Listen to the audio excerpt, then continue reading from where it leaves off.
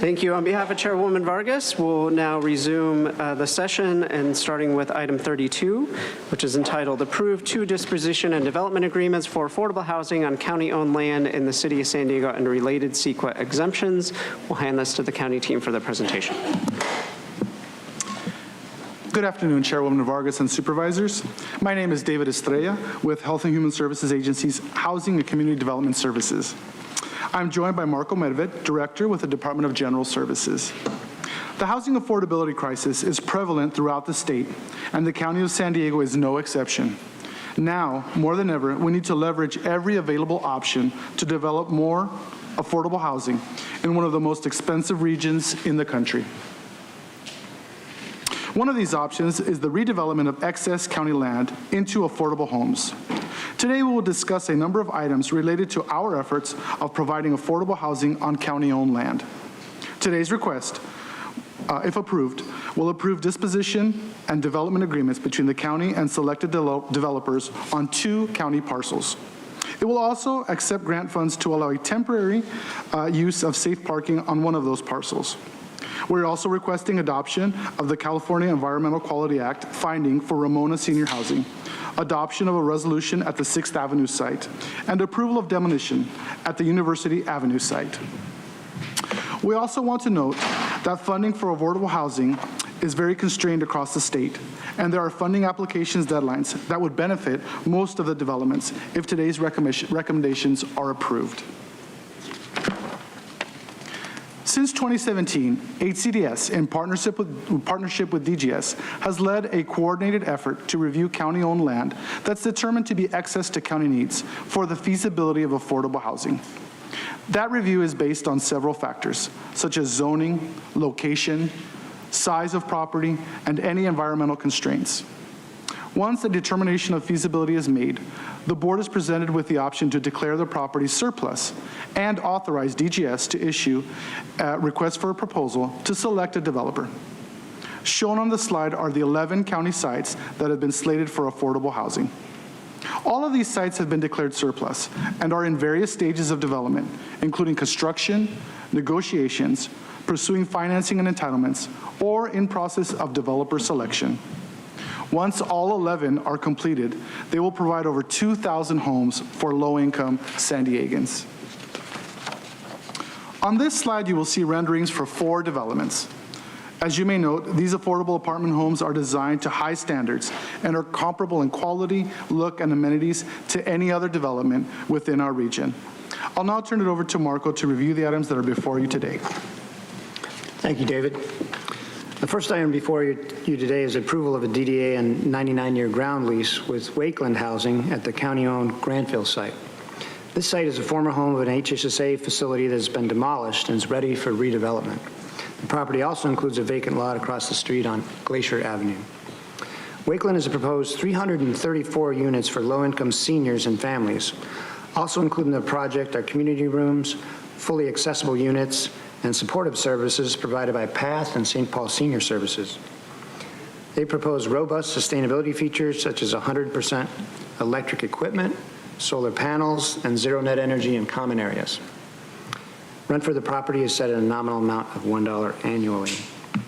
Once the DDA is approved, Wakeland will begin the process of applying for financing and entitlements and have an estimated start date of construction in 2027. We're also requesting the board to authorize the acceptance of funding from the Department of Housing and Urban Development, or HUD, to support a short-term safe parking program with approximately 20 parking spaces at the vacant lot on Glacier Avenue that's part of the Grantville site. On March 13th of this year, County was notified by Congresswoman Sarah Jacobs' office that the county was awarded $850,000 in one-time funding through a federal appropriations bill to establish Grantville Safe Parking Program. Today's action, if approved, is to accept this funding and execute agreements with HUD and adopt the related CEQA exemption. The county's Department of Homeless Solutions and Equitable Communities, in partnership with DGS, would then establish a temporary safe parking site at the Grantville location before the construction of the affordable housing units. Funding is estimated to cover about 1 year of temporary safe parking operations. Another item before you today is approval of a second DDA and 99-year ground lease with Affirmed Housing Group on a county-owned site in Choice View. This is the former home of the Southeast Family Resource Center. The services have been relocated to the new Southeastern LiveWell Center, and the site is now available for redevelopment. Affirmed has proposed 138 units for low-income seniors. San Ysidro Health will also provide supportive services to 25% of the residents who are eligible for Medicaid's Program of All-Inclusive Care for the Elderly, or PACE. Also included in the development is a community garden and a child care center that will be open to the public. They propose robust sustainability features similar to the other project with 100% electric equipment, solar panels, and zero net energy in common areas. Also, to help with reduced VMT, or vehicle miles traveled, they'll be providing community cars for resident use.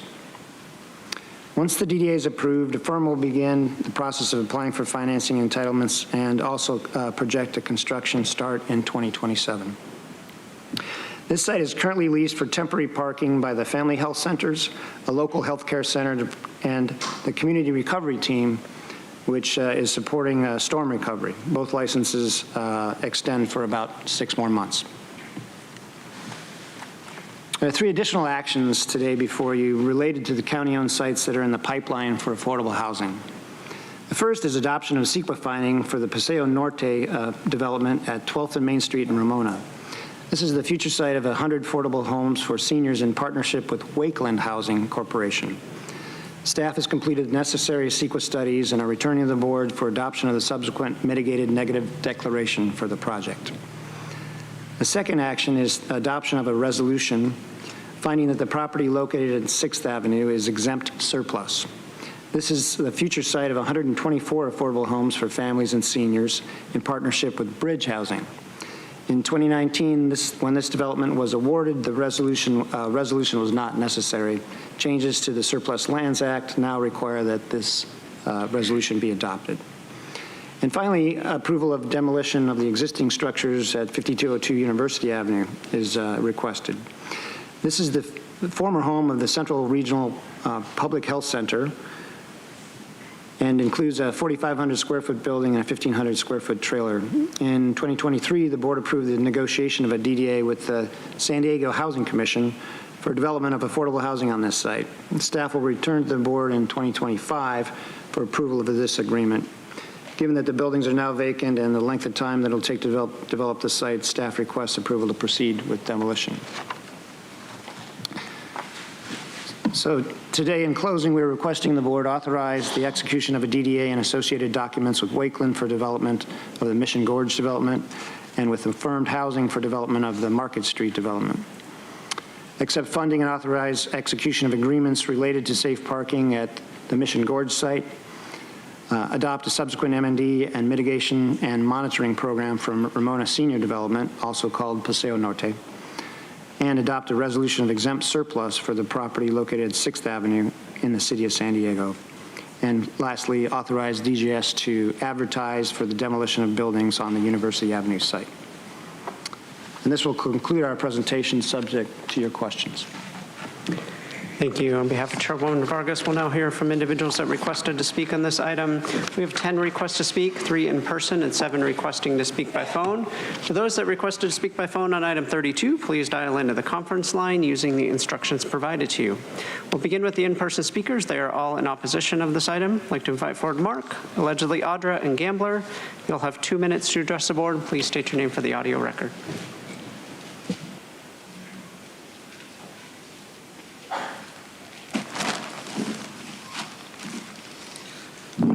Mark, affordable housing is a profitable government scam that has cost between $450,000 and $500,000 for 1 or 2 bedroom apartments. For 1 or 2 bedroom apartments, mostly 1 bedroom.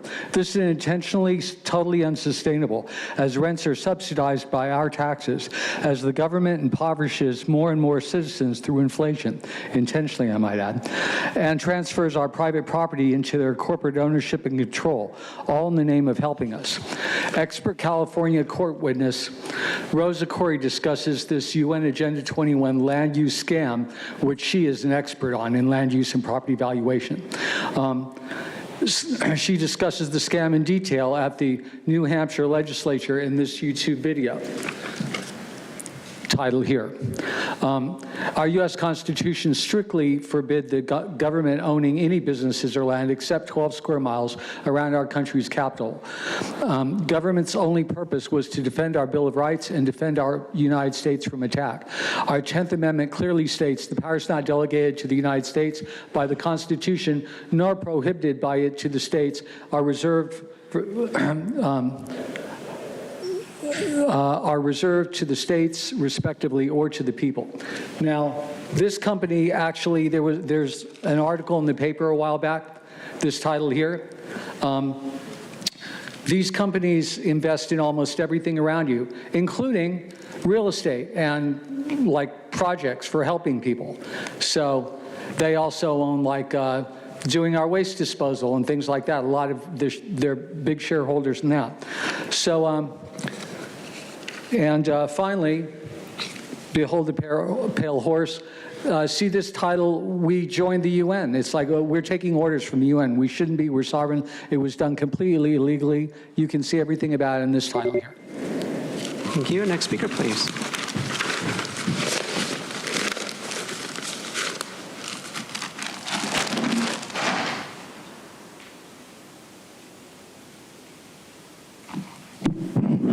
Person uses the name Audra, so it would be nice if there was affordable housing, if people could actually afford to live in these days.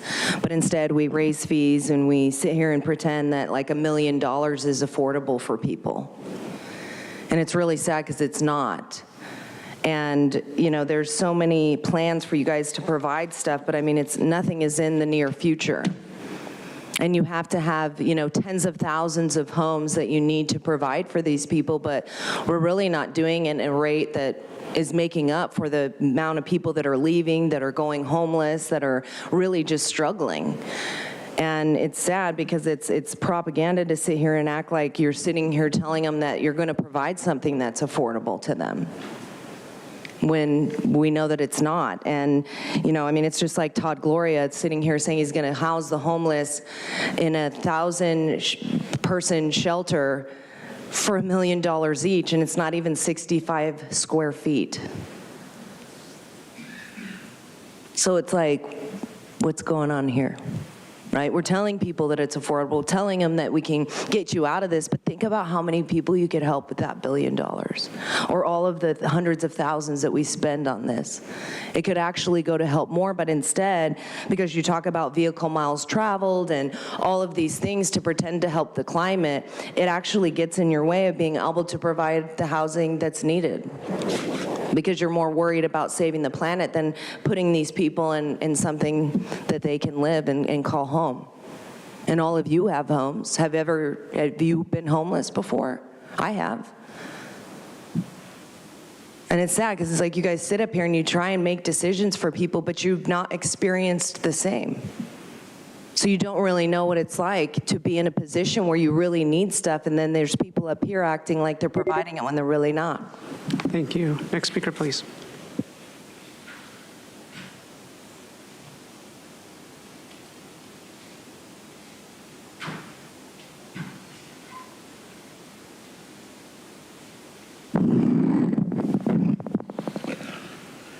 Gambler here. At what cost are we doing all this stuff? I mean, seriously, we're not looking at addressing the problem. We have countless of people moving out of San Diego, yet we have a housing problem. Why is that? Have any of you even thought about that? Just think about that. People leaving San Diego at alarming rates, yet you guys are having a hard time housing people. Now, you put a lot of people out on the streets by not doing infrastructure, by putting bike lanes, by putting alley-oops all over the place, instead of cleaning out the gutters. Now, those people need to find a new home. Now, because we cater to renters where they pay 1 month rent and stay in a house for a year, renters are now asking for like 3 to 4 years, making sure that you have an ungodly amount of money before they even think of letting you stay in their house, making the problem much bigger for all of you. So instead of fixing the problem, you're just putting Band-Aids on it, but you're not really putting Band-Aids on it because you're just giving money to another organization. You're giving property to land developers that love this shit, that help out the homeless by taking away their voting rights, by switching out their votes and voting you guys in so that you could continue doing this shit. I would like you guys to please stop. Stop. Stop doing that. Start fixing the problem. Close down our borders so that we actually have housing for San Diego citizens to live in, not for all the immigrants that move in, illegal immigrants that move in, that committed felonies to get into here that you cater to on a daily fucking basis. Thank you. Your time is up. Now hear from the individuals that requested to speak by phone. We'll start with our first caller.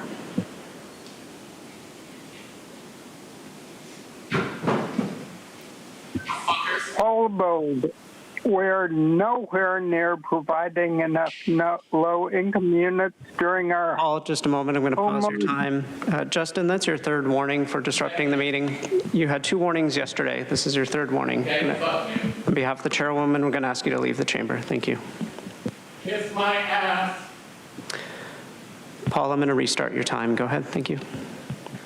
If we are nowhere near providing enough low-income units during our homeless and affordability crises, when a developer only has to set aside a small number of units for really low-income people. Developers have every incentive to set the agenda to make it profitable for them. Glad Wakeland isn't like this. Although construction beginning in 2027 won't put much of a dent in the numbers of low-income and homeless people, supportive services and choice view for 25%, that's really not much. That does not sound fair. Again, construction beginning in 2027 won't put much of a dent in the numbers of low-income and homeless. You should build 3D houses, like the news article I sent you, or tiny houses, or shipping container houses. It's a lot faster than traditional construction, and don't let the developer restrict income level. It should be all units affordable to all comers. By the way, the biggest scam in developing these units is how they do nothing to decrease the number of homeless and low-income people in need of housing.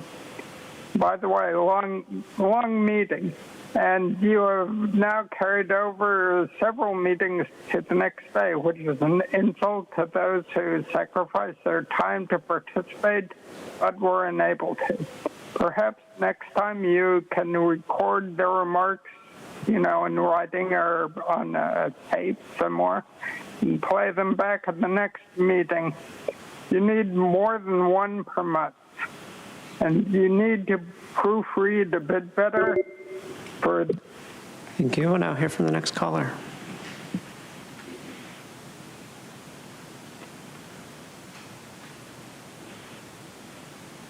Good afternoon. This is Peter Armstrong. I'm Vice President of Real Estate Development with Wakeland Housing and Development Corporation. I'm pleased to speak in favor of the disposition and development agreement for the Mission Gorge site. Wakeland has worked on several projects with the County of San Diego, and we're really pleased to be working with the county on this site. It's directly across from our Trinity Place senior project. It's a great partnership with the city, the county, and other public funders. And I'm just really pleased to be working with the county on the site. And myself and other members of Wakeland are available to answer any questions. Thank you very much. Thank you. Now hear from the next caller.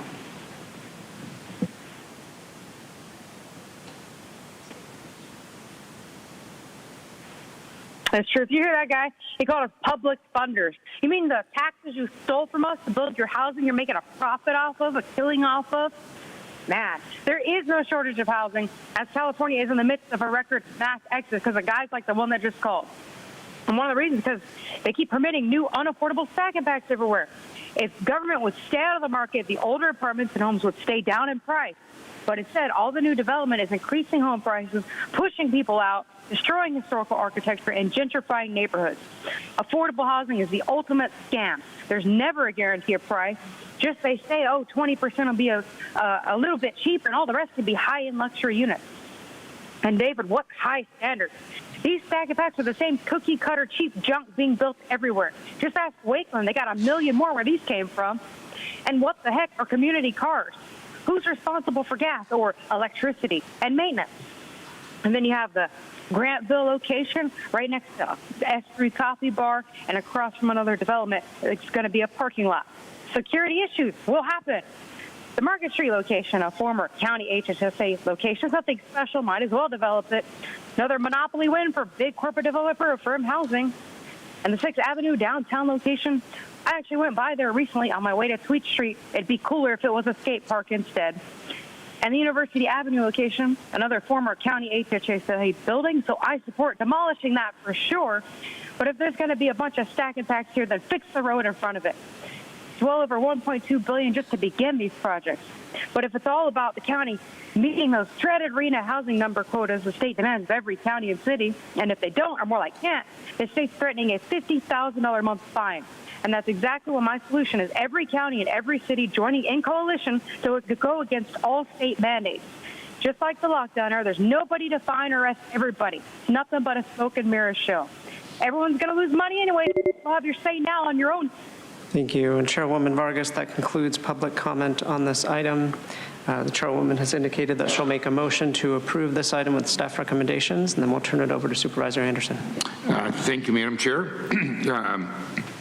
I'd like to start off by disclosing I've returned all donations that would prohibit me from voting today on this under the Levine Act. And I'd also like to say, Sarah, when I got elected, one or two of these projects you held my hand through and opened my eyes to possibilities, and you and your staff did an incredible job. And to see Grantville and some of the other projects that we worked on coming to a head is so exciting, and it's going to be so good for the communities I represent. I also want to thank my good friend, San Diego Councilman Raul Campillo. He and his staff collaborated with us for over a year on the Grantville project. You know, I reached out to him to find out what would meet the needs of our combined constituents. And he put a lot of time and resources into the neighborhood, as I did, to find some project that everybody in the community supports. And so I want to thank him for that. And I would be remiss if I didn't give a huge thanks to Congresswoman Sarah Jacobs for championing the funding for these vital community projects in our district and sharing the passion for improving the quality of life of our residents that we share. She has always had an open door. I meet with her a couple times a year. I give her a laundry list of issues, and she's been a true champion of our community. And I just want to thank her because I'm old enough to remember when it wasn't always that way. And so it's really terrific. Again, staff, great work. I can't wait till we start seeing the structures go up. Thank you. Second. Supervisor Montgomery Stepp. Thank you so much for the presentation, all of the work that goes into each and every one of these projects. I think it's very refreshing to see, the county is certainly doing its part when it comes to providing affordable housing for the residents of the county, even though we may not get RHNA, counted toward our RHNA numbers, but it's okay as long as it gets to the larger goal. I have received several calls, but especially in the last week or so, from members of a senior community where their apartment complex has been sold. I think we heard some of the public comment about private equity firms. There's a lot of that going on, especially in our region, which is contributing to the cost of living.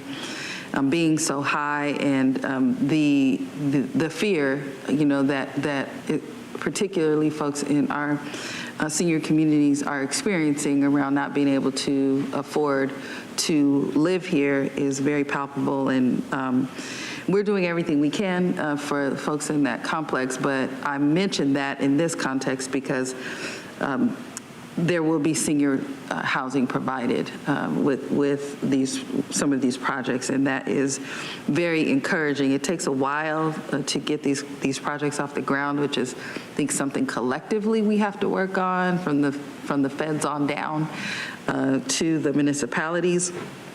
But it is encouraging to see these things finally happening in some of the decisions in the direction that leaders in our region have been going towards to try to provide as much affordable housing as possible. So I'm very excited to see this moving forward. I do also want to acknowledge the approach, the intergenerational approach, particularly with the Market Street project, where there will be childcare there, and San Ysidro Health will be there, Neighborhood House Association Project New Village, the food access, access to medical care, very much community garden.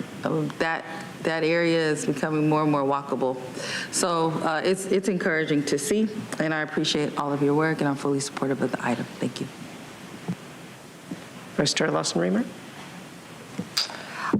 Yeah, just you all are doing really great work. I appreciate it. I think our board has over and over, and I think we have another item today, just constantly, practically every board meeting, uplifted our shared commitment and our shared prioritization of moving forward affordable housing. And one of the things we've done that I think has been so important is to say, we're looking at county surplus land, and we are prioritizing how to utilize county surplus land to build affordable housing for people in the community, and really truly make that affordable housing, not market rate affordable and homes that are affordable for no one, but really actually affordable. And that's what this is. And I know it's been hard to move this forward.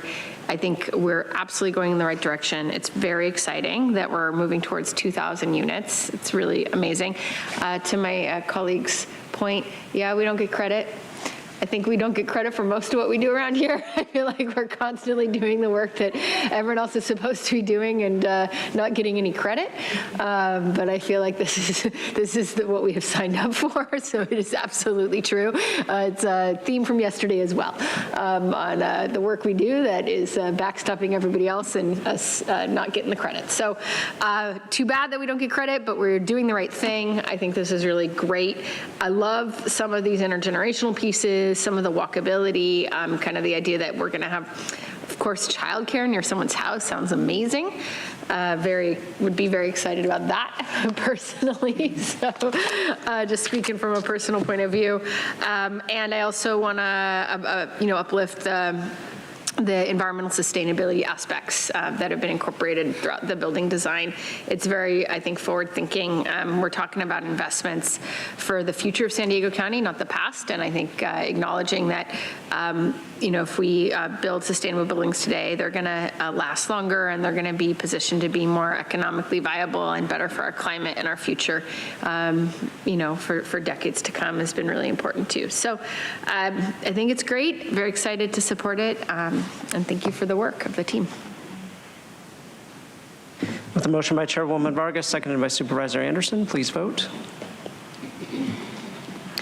Chairwoman Vargas, that motion passes unanimously with all supervisors being present and voting aye. We'll now move on to discussion item 33, entitled Ensuring Traffic Alleviation, Pedestrian Safety, and Access to Green Space is Prioritized at the Sports Arena Redevelopment Site. We'll begin with the individuals that requested to speak on this item. We have 19 requests to speak, 6 in person, and 13 requesting to speak by phone. Also note we received 5 e-comments, 4 of those were in favor. For any members of the public that requested to speak on item 33 by phone, please dial into the conference line using the instructions that were provided to you. We'll begin with the in-person speakers, starting with those in favor of this item. As your name is called, please come forward and stand against the east wall under the murals until it is your turn to speak. I'd like to invite forward the following individuals: Randy Reyes, Nick Baburn, Nate Watkins, and Maria Yee. If I've called your name, please come forward. You'll have 2 minutes to address the board, and I'll ask you to please state your name for the audio record.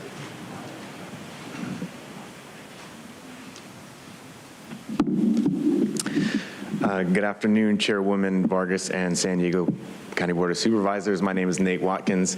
I'm a native San Diegan here, and I'm representing the Midway Pacific Highway Community Planning Group, where I also represent the Urban Core of San Diego County. Exploring an enhanced infrastructure finance district for the sports arena site is a dynamic form of due diligence, as it would help fund the largest affordable housing development in California state history with about 2,000 affordable units. I'm excited for the many benefits, or economic benefits, this project brings that will restore and uplift the community with job creation, added housing, and much needed transportation infrastructure. I sincerely appreciate the commitment and dedication to community outreach and due diligence the Midway Rising team has demonstrated throughout this process, and I ask that the board approve the exploration of the Enhanced Infrastructure Finance District, and I look forward to carefully seeing this amazing project to fruition. Thank you. Thank you. Next speaker, please.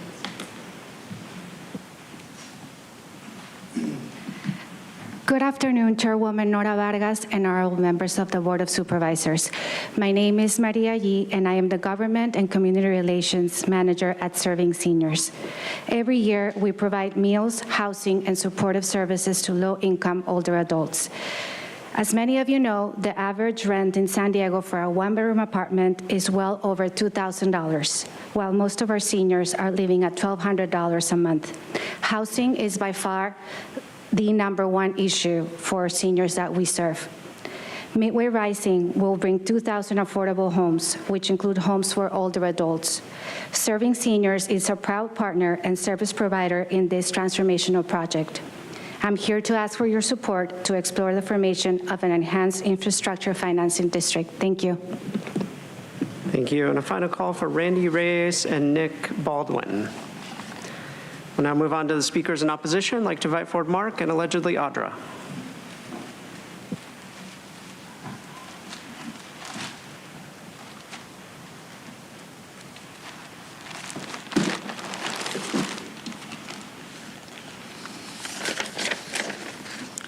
Mark,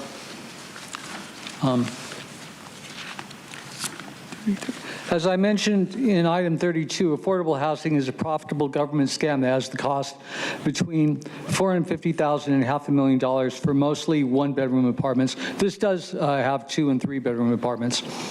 Actually, this is intentionally totally unsustainable as rents are subsidized by our taxes as the government impoverishes more and more citizens through inflation and transfers our private property into government control.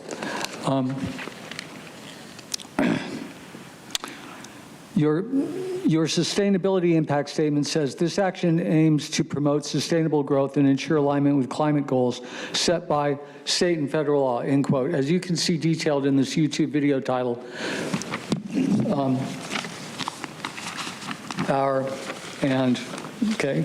I am just not prepared for this enough. So I'm going to wing this a little bit, especially since I have 1 minute. Let me tell you where all this really goes. It all sounds great. They don't tell you who the shareholders are, if there are any, or what restricted deed means. And furthermore, since they're not stopping inflation, slowly but surely, more and more people are going to become impoverished, and they're going to be in these government-subsidized housing units, which is what they want. That's Agenda 21. Klaus Schwab said himself, by 2030, you'll own nothing and be happy. This is how it really does happen, what these people are doing. I've got 20 seconds left, so I'll try and hold up some of these titles that you can look to, YouTube videos. Here's one on FEMA and its powers. That's a scam that both presidents did to us, right or left. Sandag screwing us over Agenda 21 banking, total scam. Thank you. Next speaker, please.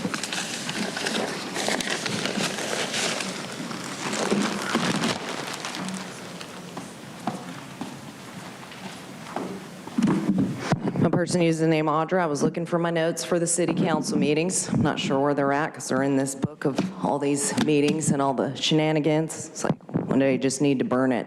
But it's interesting because this whole project has had a lot of shenanigans going on with it. Not only did they take out almost all of the affordable housing that was in the project, but they came after already being permitted for this and then asking for money to help build and do what needs to be done. So they didn't come prepared. They were coming in, getting a project, but then having to ask for the money later. And it's just kind of sad to see that we sit here and, you know, a lot of this is a business. I mean, well, this is all a business, but a lot of this has to do with, you know, pay to play type of stuff. Like your buddy and my buddy are going to get together and I'm going to put money in your pocket so that you can do this project. But when we sit here and we say we want affordable housing, and then they take things out that would provide that for people, it's like, where are we going with this? Like, why do you actually have to take out the affordable housing in this project when you have 2,000 other homes that some of them could be that?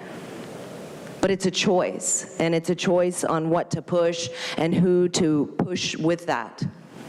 And it's sad because it's never really about helping people, it's about helping your buddies and who's going to put money in their pockets. And that's why it's so sad that people are suffering, and because this is a business, it's never going to be about making them not suffer.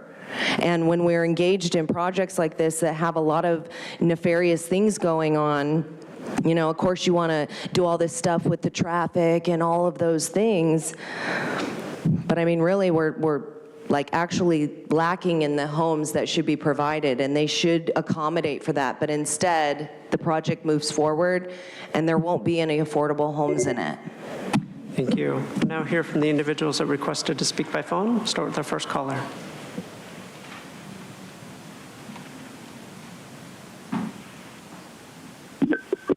All above. The Midway Rising developer is here to make a profit. He's there to make a profit and has changed his plans after the agreement several times as to what kind and how many affordable units he can build.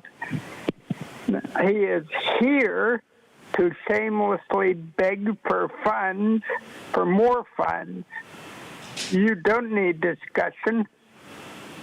You need to hold him to his bargain, and like the mayor who seems to kowtow to corporate interests.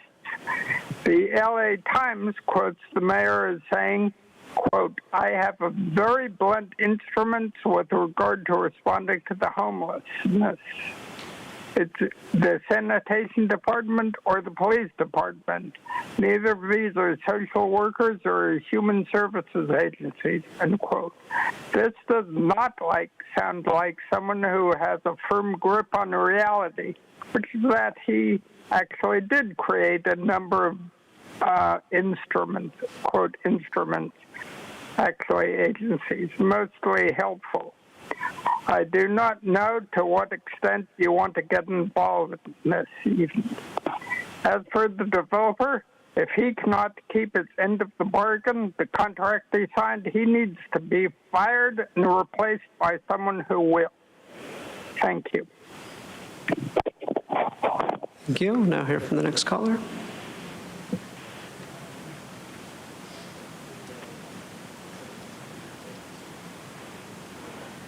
Good afternoon, board members. My name is Eric Peterson, and I'm calling in today on behalf of San Diego Regional Center and Mark Klaus, our executive director.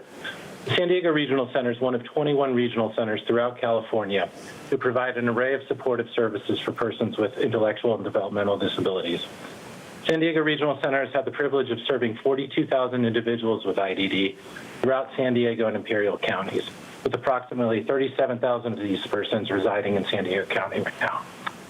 SDRC has a long-standing partnership with Chelsea Investment Corporation that goes back well over a decade, and I'm calling in today in support of the Midway Rising project. Chelsea's reputation, experience, and commitment are unparalleled, and I am both professionally and personally proud to show support for Chelsea and Midway Rising. Increasing the supply of affordable housing in San Diego is a priority for SDRC, as quality affordable housing is a basic human right and enhances the quality of life for those that we serve. Increasing the supply of affordable housing in San Diego is a priority for SDRC, as quality affordable housing, again, is so important to the individuals that we serve. On behalf of San Diego Regional Centers, our board, and the 42,000 individuals and their families, I'm asking for your support of the EIFD before you today to expedite the creation of 2,000 affordable homes as quickly as possible. Thank you. Thank you. Now hear from the next caller.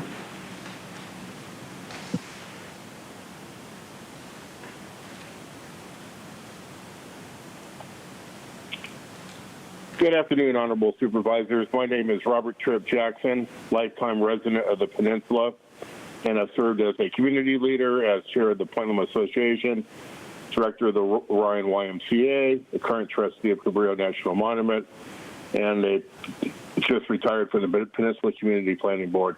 I support the recommendation to the County of San Diego to consider collaborating with the city and the Infrastructure Financing District for the sports arena site.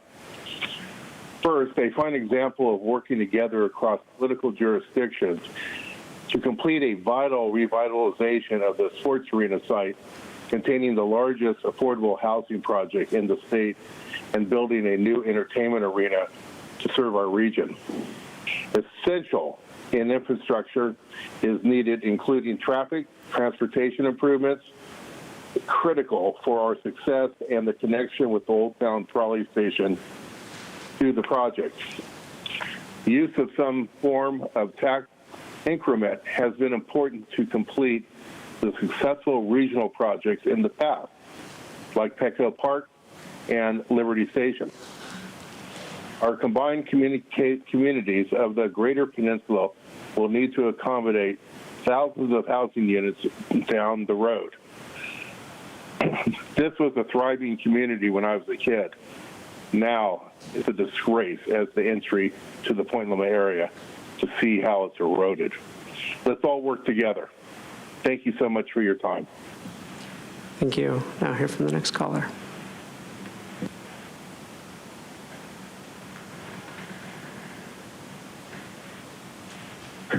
Hi, this is Josh Bohannon. I'm with Father Joe's Villages. Father Joe's is San Diego's oldest and largest homeless services provider, but we just don't provide shelter. We're also an affordable housing developer, and we're in support of this item. We know that housing is key to ending homelessness, and access to affordable housing is particularly important to this community, especially if they might be working on building back their income, or they might need a place to live on Social Security or disability. And so affordable housing allows individuals to exit the shelter system, exit the street, and have a place to live. 2,000 affordable housing units is a great start. There's more needed throughout the region, but we are in support of this program. And if we're ever going to address the homelessness crisis, we have to build more housing. Thank you. Thank you. Now hear from the next caller.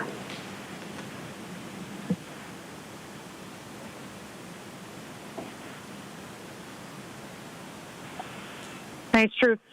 Considering that at least 2 corrupt people were involved in the decisions of that October 2022 joint meeting, those decisions should all be declared null and void.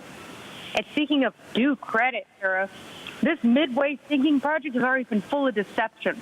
They said they were going to build thousands of low-income box units, and then they reneged on the original number, cutting it by a ton. I wouldn't be surprised if it got cut again. So the county should go back and watch that meeting where the developer said they can't do that amount because it wasn't financially viable. Or just ask your good waxy-fingered friend Rule about it, Joel. Lots of collusion and corruption between the political parties. And all these low-income units are going to be facing the new loud stadium that they won't ever be able to afford a ticket to go to. What inequity. But the city of San Diego needs this project for the tax money it brings in. along with the required storm infrastructure upgrade that they won't pay for. But it doesn't make any sense for the county to be involved in the city of San Diego's housing project again. The county won't see the taxes, right? Or through some backroom deal. That must be the enhanced infrastructure financing district, two governments in bed with each other. The other thing that doesn't make sense is the RENA housing quota credit sharing model that doesn't even exist. Do the county or the city of San Diego have advanced knowledge of a tactic that other cities have been wanting? Are they going to be given the only exemption? I do hope for a public presentation by Midway Rising here at the county so more people can hear how their word changes whenever they feel like it. And that sustainability statement is a laugh. Collecting taxes to build more multi-million-dollar bike lanes nobody will use, or another empty bus on the roads that are in desperate need of repair. But I like that the item admits that the neglected storm infrastructure is needed. Those project labor agreements are going to cost the city taxpayers big time, though. Maybe they'll ask for another tax for that, too. And maybe even get the unions to pay for it to get on the ballot like they do with everything else. A lot of corruption, dear friends. Thank you. Now hear from the next caller.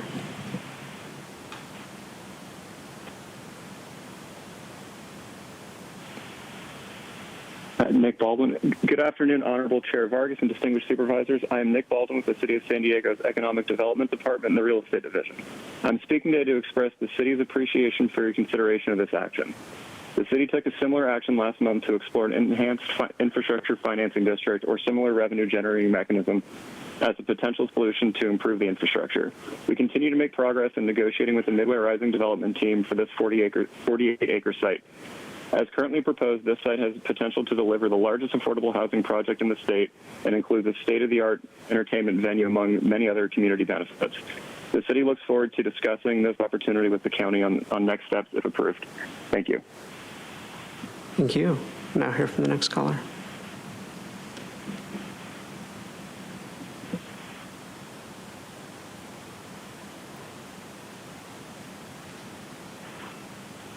Good afternoon. My name is Joseph Fish, a military veteran and Christian father to a world-changing third-grade daughter named Abigail.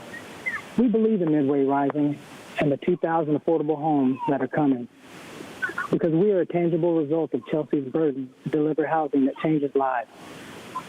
Abigail and I, like the young woman speaking earlier, experienced homelessness firsthand. Together, with hard work, prayer, a blue Toyota, and the transformative experience that Chelsea's St. Teresa development provided, we overcame homelessness. Our journey, like many others, highlights the affordable housing crisis in San Diego.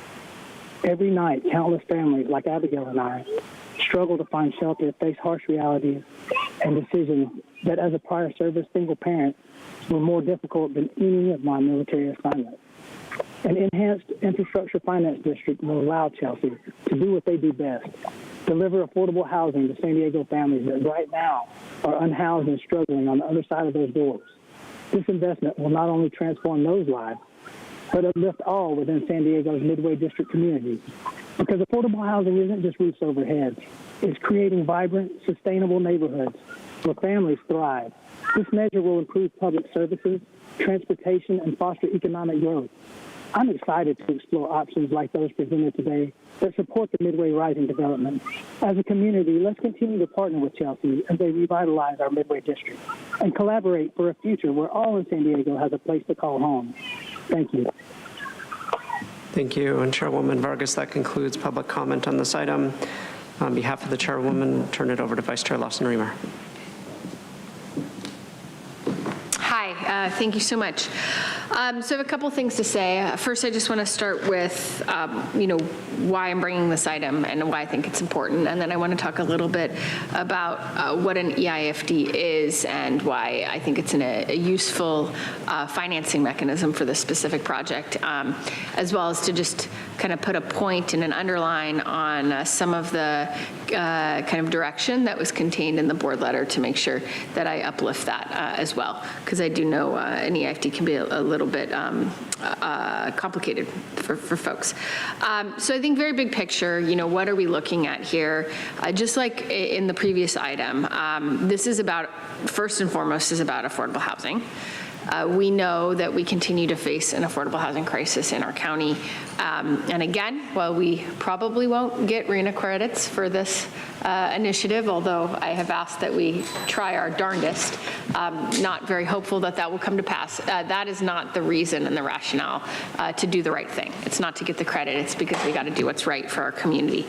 And we do know that the project that's been proposed at the city and has been discussed at the city for a good long while now at Midway has some really exciting affordable housing investments for families, for singles, for older folks, as well as a lot of amenities to go along with those. And we're looking at potentially 2,000 units of deeply affordable housing, which I think is very important. So that, as we continue to talk about what we can do to ensure that people can afford to continue to live in the communities in which they work, and that we can continue doing everything we can to tackle the rising costs of rents and buying a home, this project is very much in line with those objectives and those ambitions that we have adopted as a board as top priorities. So I think the work on affordable housing is very important. But I think equally important is ensuring that if a project is to move forward, and I think it's important to underline that it is an if and not a when, and that the purpose of this item today is to explore whether it even pencils, whether it makes sense, whether the financing actually works, and to kind of have the beginning of a conversation with the city about what we would need to see included in a project to meet the needs of the constituents and individuals that already live there. So again, the second piece that's equally important is making sure that the well-being, the quality of life, the concerns, and the needs of the folks that are already living in that community or would be moving into that community are foregrounded, right? We're not just shoving people into boxes. We're really trying to figure out how do we tackle some of the existing circulation issues that already are huge challenges in Midway. What else can and must be done to tackle traffic and congestion? What other kind of important public amenities do we need to build in this area to meet the needs of a growing community? What kind of parks? What kind of other public infrastructure?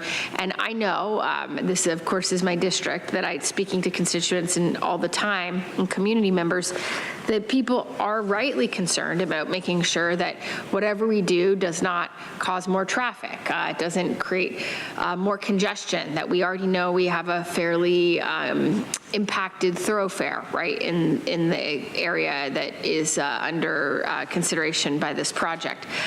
So equally important is not just the housing, but the infrastructure investments in circulation, in tackling traffic, in creating better opportunities for transit, in green space, and open space, and recreational amenities. All that is really, really vital in order to make this make any sense for the community. So I brought this forward because this item has been under consideration and under discussion for a long time at the city. They are the lead entity on this initiative. It is their land. But ultimately, it's unlikely, according to all the project financing proposals that have been put forward, extremely unlikely that this project could be built without the county also participating in an EIFD, and that it would need to come in as a partner if this project was going to move forward. And so those are my two primary motivations, is that we can do what we need on pedestrians and access to green space and traffic, and make sure that those investments happen and are prioritized, while also moving forward what could genuinely be a transformative affordable housing investment for our region. So what this item does today is ask staff to basically huddle up with the city that already has their team working on this, as well as the developers that have kind of sketched out what the financing is going to look like and what is currently being proposed for the site. and figure out whether an EIFD could make sense and what some of the alternatives and options are for how that EIFD would be structured. And then this is not to approve anything or to say that we're actually going to move forward with this, but rather just to ask staff to begin the conversation so that we then as a board would have some options to consider.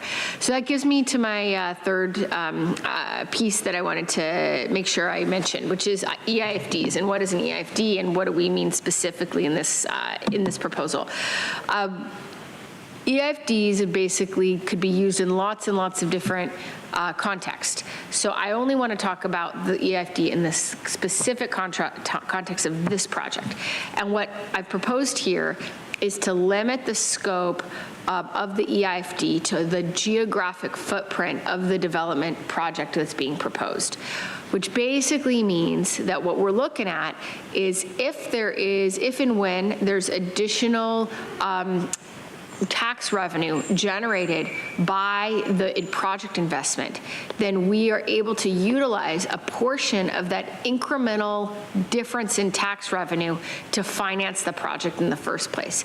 A good way to think about this is if you had a plot of land worth $1 million and we were getting $10,000 a year for that $1 million plot of land, and then we built, a private developer built a $9 million investment. So now now it's worth $10 million. So the same percentage would be getting us $100,000 instead of $10,000. So that tax increment would be $90,000. And you would be looking at only using the tax increment generated from the project investment itself, not from any of the surrounding areas. And that's important because if we were looking at using the tax increment from some of the surrounding areas, that might be money that would be taken away from other important county priorities. And I don't think that's not the direction that I'm proposing we go, and it's not what I want us to look at. I do not want us to look at options that would take money away from other county priorities. I only want us to look at options that that the money and those tax revenues would only exist because of the development investments that are being made by the project itself. It's kind of, the term is like but for. The money would not be there but for the investment. So hopefully that was clear.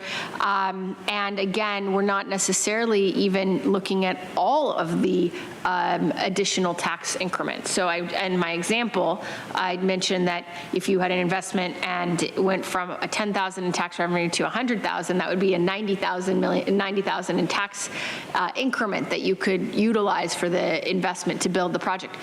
I am looking for the county team to come back with financing options that hopefully only use a portion of that that increment to finance the project.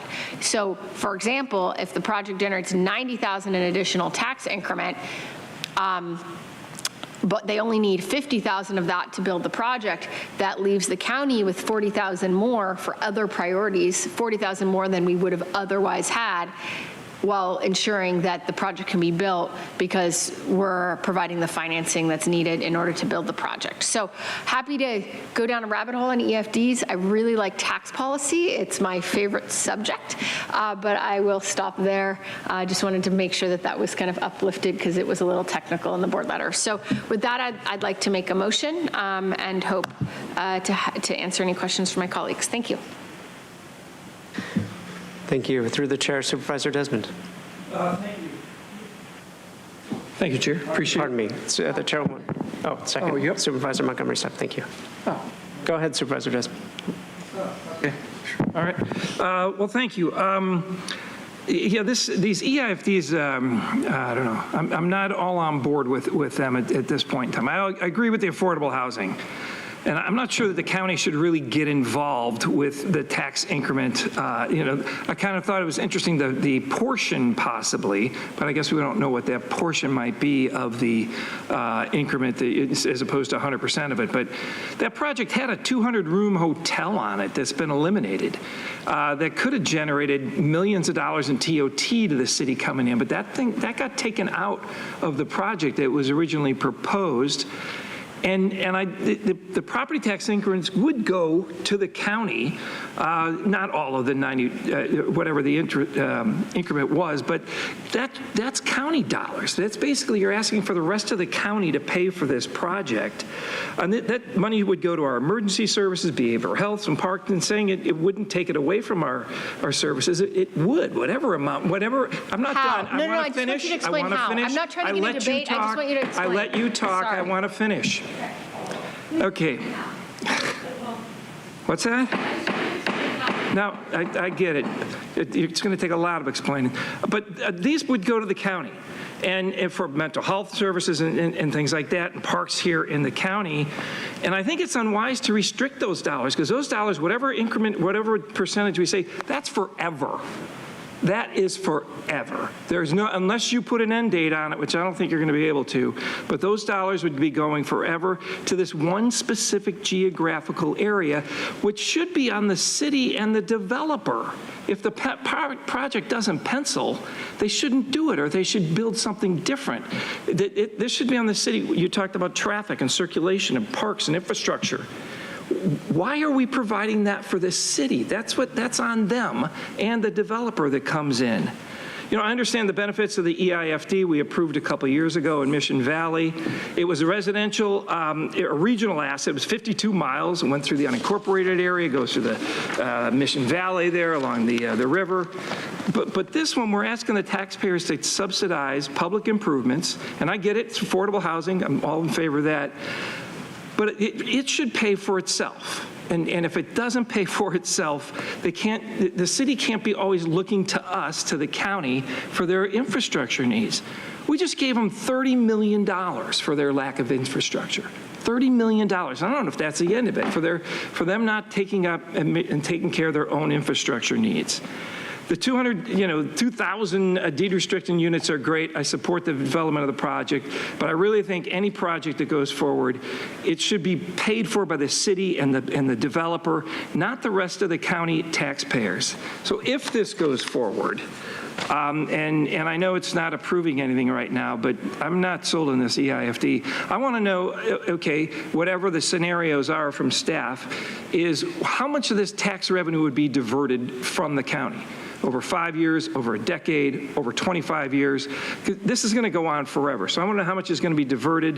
You already mentioned the RENA numbers, which I think we're already pretty good at that on the RENA numbers. Would the county have any say or control over over the money used here that would have been coming to the county? Does the county have any say on that? And did any of the developers bid the project with any of the scenarios that didn't assume the county tax dollar participation? And in the spirit of trying to help, is there a possibility of a loan we could give to the city to help them to provide affordable housing, as opposed to these dollars that could be used here by the county forever with the infrastructure facilities district? So I'm very wary, particularly after yesterday, we gave $30 million to the city for infrastructure. Now they're coming to us again to pay for their infrastructure. And I just don't, that doesn't sit right. And I want to make sure, like I said, I'm sure this is going to go forward to take a look at it and report back, but I'd like to have those questions answered in the report back. Thank you. Supervisor Anderson. Thank you, Madam Chair. First of all, kudos to the author. This is really innovative. It's very clever. We need this housing. We may or may not get any RENA credit, but sometimes you have to do what's right by the communities you serve, and I get it. I do have some concerns. One of them is, when you come back, I'd like for you to look at what happened. You know, we don't allow people to lease stuff at our airports for more than 30 or 50 years.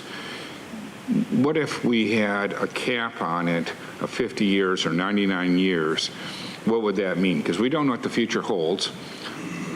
We have homes that have been around for 60 to 100 years that we're demolishing to rebuild with new things. For us to lose the tax value when this could be 6 more arenas from now, I don't think is, I just need to know.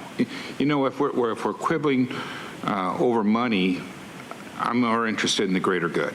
So, but I need to know what that is because people are going to call my office and I'm going to have to defend my vote, and I want to make sure I have all the information to defend it. The other thing I was concerned about is this didn't go through the A72 process, but this is exploratory. So I'm not as upset and worried that it didn't go through the A72 because essentially you're doing the A72 process of coming back with the information before any action items being taken. And there's a few things. There's a question. I see that some of the folks from the project are here, but in that housing, I thought I read it's people who are 80% or lower AMI qualified. Can we confirm that? Well, I didn't know if there's somebody here that could confirm it. I defer to if there's anyone from that project who, thank you very much. They thought they were incognito, but I recognized them. Thank you, Supervisors. Appreciate you hearing the item today. Supervisor Anderson, that is correct. The 2,000 units are dedicated to residents earning less than 80% AMI. There'll also be a component of permanent supportive housing as part of the 2,000 units. Thank you very much. With that said, we're talking about the lowest of low income. And, you know, I'm always trying to promote unincorporated areas. But, you know, in the unincorporated areas, we don't have mass transit. There's been very little investment in our communities. To build a project like this in our community would burden the people that live there because they'll never be able to get a job. They'll never have a career. They'll never improve their quality of life because we have no mass transit. We have no way for them to get to work. And yet in this project, they have easy access to a lot of jobs, career opportunities. This is a good thing. This is about helping people create wealth for them, for themselves, and for their future families and children. So I really like that. And, you know, there's very few places in San Diego County that has the same workforce load as beach communities. And we have the best networking for mass transit along the beaches. So I would have seconded this. I plan to vote for it. I have some more points here, but I think I beat the snot out of it. The biggest thing, though, is I want to commend my colleague for her hard work, bringing innovation to allowing people who would never be able to afford to live near the beach to have now access to career paths, safe housing, great communities. I think this is a terrific thing. But I want to see the numbers. So I'm eager for those to come back, and I want to balance it out of what this opportunity cost is going to take away from. But I think that the need is very high, and this might be the greatest use of that money. Thank you. Supervisor Montgomery Stepp. Thank you very much. I seconded it, so I'm fully supportive of the item and just having some history in what this could be. I just want to make sure that we're clear. I think everyone is that this is an exploratory process, and so that each and every question that was asked on this dais can also be a part of that exploratory process, and we can come back and decide if this is the best thing for the county to do or not, or if we have parameters or a bottom line that we're not willing to compromise on. I think that's very fair, especially based on what we have been through in these last few months in working with the city and not seeing the partnership that we could have seen. And so that I think it's fair to bring that up, but I also think that as with the last item, it is our responsibility to try to get as much affordable housing online as possible, and that this effort helps us to be a little bit more involved in that and to possibly gain something from it too.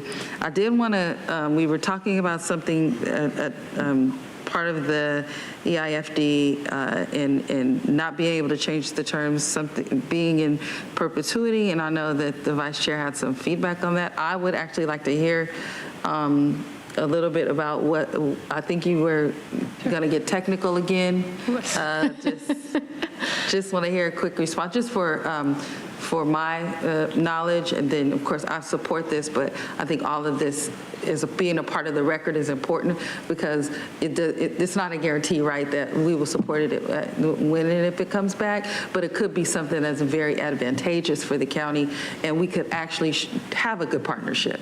So I don't want to forego that opportunity, but please. Thank you, appreciate it. A couple things. So first of all, the intention here is to look at options, and certainly one of the core options would be time-limited EIFD. So that was partly why I got so animated, because you asserted that something was going to be in perpetuity when we've asked staff to look at things that could be time-bound. So that's my hope, is that we do end up with some time-bound options. I think that that is ultimately what's going to be in the best interest of the county, so that we're able to finance this project and get off the ground. But it's time limited, and whether that's 50 years, 100 years, or whatever, we don't know. I mean, we don't know. Maybe county staff comes back and they say, actually, there's no way to finance this project in a way that's time bound, in which case we might all be like, guess we can't do this. I think that's the question mark. But the reason I got so animated is because you asserted it to be something that was the question we're really asking staff. I'm hoping that we come back with some time-bound options, probably various time horizons, what would that look like, as well as various partial increments. And again, you're going to have to, poor Ebony sitting by herself over there, going to have to dive pretty deep into the financing structure to figure out, how much money is really going to be needed on the front end. They're probably going to have to bond off of it. And then based on that, are we looking at a partial increment or a full increment, a third of the increment, whatever that looks like? And there's probably going to be some relationship between the smaller the increment we give, the longer the time horizon. If we give a whole big increment, we could probably have a much shorter time horizon. If we give a smaller increment, it'll be probably longer, with some kind of discount rate to whatever, 30 or 50 years, Ebony will tell us. So that's what we've been talking about and thinking about in terms of really trying to see, how do we finance this, but also have some of that revenue left for the county to spend on other priorities that are not this investment, that are firefighting in the backcountry, other kinds of big priorities that we've had conversations about, as well as that it's not necessarily, and my hope is that it wouldn't be in perpetuity. So, but those, again, as I said, are the questions that I think we need to have answered. Yes, and there may be legal parameters too. I believe the max per state law may be 45 years. So, so that's something that we can go through the process with. But thank you very much. I appreciate that. Thank you. That was the Professor Tara that got animated. Sorry. With a motion by Vice Chair Lawson-Remer, seconded by Supervisor Montgomery Stepp, please vote. And Chairwoman Vargas, that motion passes unanimously with all supervisors being present and voting aye. Next item for discussion is item 35, entitled Initiate Exploration of Options Addressing Predatory Real Estate Lending and Exploitative Consumer Practices After the Declaration of an Emergency. We'll begin with the individuals that requested to speak on this item. And we'll start, I'll note that we have 5 requests to speak, 3 in person, 2 requesting to speak by phone, and we did not receive any e-comments on this item. We'll begin with the in-person speakers. All speakers are in opposition. I'd like to invite forward Mark, Brian Trumbaugh, and allegedly Audra. We'll have 2 minutes to address the board. I'll ask you to state your name for the record.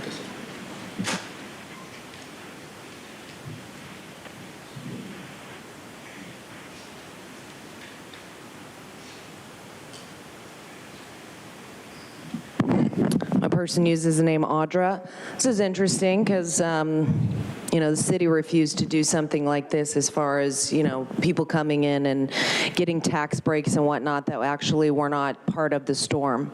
And that's a problem, is when, people won't put that in there because they want to deal with it later. I think, it's just showing that you're allowing corruption to bleed in. And with all of these people who have lost everything and are, set to try and rebuild, when people come in and do that and offer them a small amount for for their property just to kind of get it off their hands because they can't take care of it. It's a problem, and it's a business in that. And we should be doing everything that we can to make sure that that doesn't happen to these people, because they're going to profit off of the, destruction of other people's lives. And it's just that everything is a business. There's always a way to exploit people. So anything that we can do to make sure that the people that are suffering right now are the ones that are going to benefit from all of the things that you're trying to provide to them, it's a necessity, because otherwise, people come in and take advantage of that. And why not? I mean, why not if you can come and get something for real cheap, and then you can wind up renting it out back to the people who were the ones suffering. So, as much as you guys can do to do that, it's just sad because, most of the time you're not. And I feel like if you really want to practice what you preach, you should be doing those things and making sure that the people are being provided with what's necessary. People shouldn't have to come in and beg and plead just for the basics to rebuild their lives. And it's sad that they do. And that, you guys just don't pay attention to anybody. It's sad. You're doing your busy work. People will come in, fill the rooms. You're looking at your phones, doing whatever. And it's because you guys aren't the ones suffering. That's why it's like, at some point, you're going to have to be so that you get it. Next speaker, please.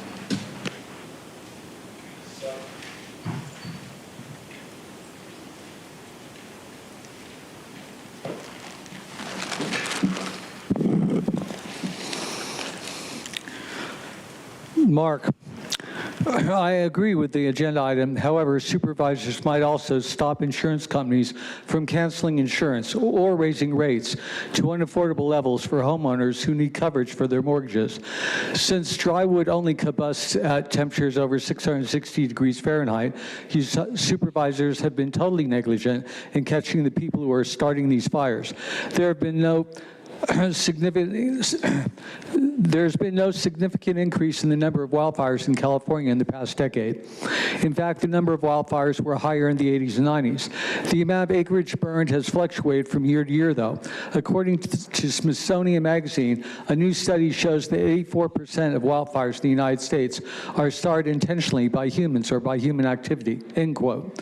Since the UN agenda of moving people out of the rural areas into the city centers is the most obvious clear motive for starting the fires, and the insurance companies the elite own are raising the rates or even canceling insurance in urban areas which may have no additional risk, I suggest you start there. But who am I to tell you common horse sense when you are failing so completely with all of your highly paid consultants? With $10,000 per month consultant fees, I'm sure we can find someone honest with a high school education who will help you catch the arsonists. Or you could form a committee for $100,000 to determine if stopping the arsonists might be an option. I think you can delay any response for a few years to make sure the interest on a bank loan doubles the price of the organization's operation. It could be quite lucrative, and with 84% of the wildfires being started by humans, some CEOs could capitalize on this opportunity indefinitely. Of course, an expensive study should be done to consider the scope and framework of other options before proceeding. Here are some titles of news articles. Suspected arsonist caught on video allegedly igniting brush fires in California. Thank you. Thank you. We'll now hear from the individuals that requested to speak by phone. We'll start with our first caller.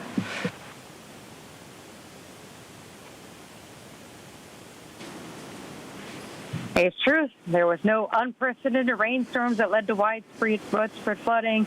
There was not a natural disaster. There was no 100-year rainstorm. The city of San Diego refused to maintain their infrastructure, even when tons of people had requested repairs and cleanouts of the channels behind their homes for decades. The city has suffered under negligent councils for decades. They have zero solutions, only new taxes to offer, and they leech off the county. New taxes upon these flood of negligence survivors are just as predatory as low-ball real estate developers. In fact, the city of San Diego plans to buy many of the survivors' homes. So clearly, the government itself is the most predatory entity they have to worry about. Is the county going to protect homeowners from the city? And the other predatory entity is the politicians looking to capitalize on people's loss. Is the county going to protect the people of the city of San Diego and the people of the city of National City against those horrible predatory politicians? Can predators challenge predators? Or do they always work in collusion, Joel?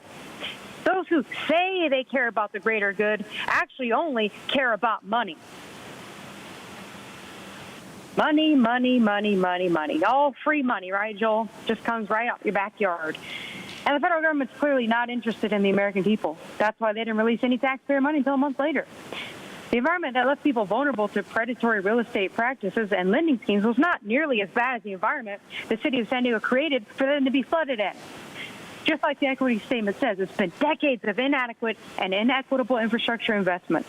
And I asked Monica, what did you do about it while you were on the council? Or did you get denied like Vivian did with her request for repairs? I feel this item is late and may be irrelevant. It's really renters that are the least protected. And where's the estimated cost for the suggestion? And where's the draft of a plan? I don't see anything to support, just political fluff. And credit to Tara for explaining how to scam people with twisted tax policy. Feel free to be animated more so you can expose yourself more. Thank you. We'll now hear from the next caller.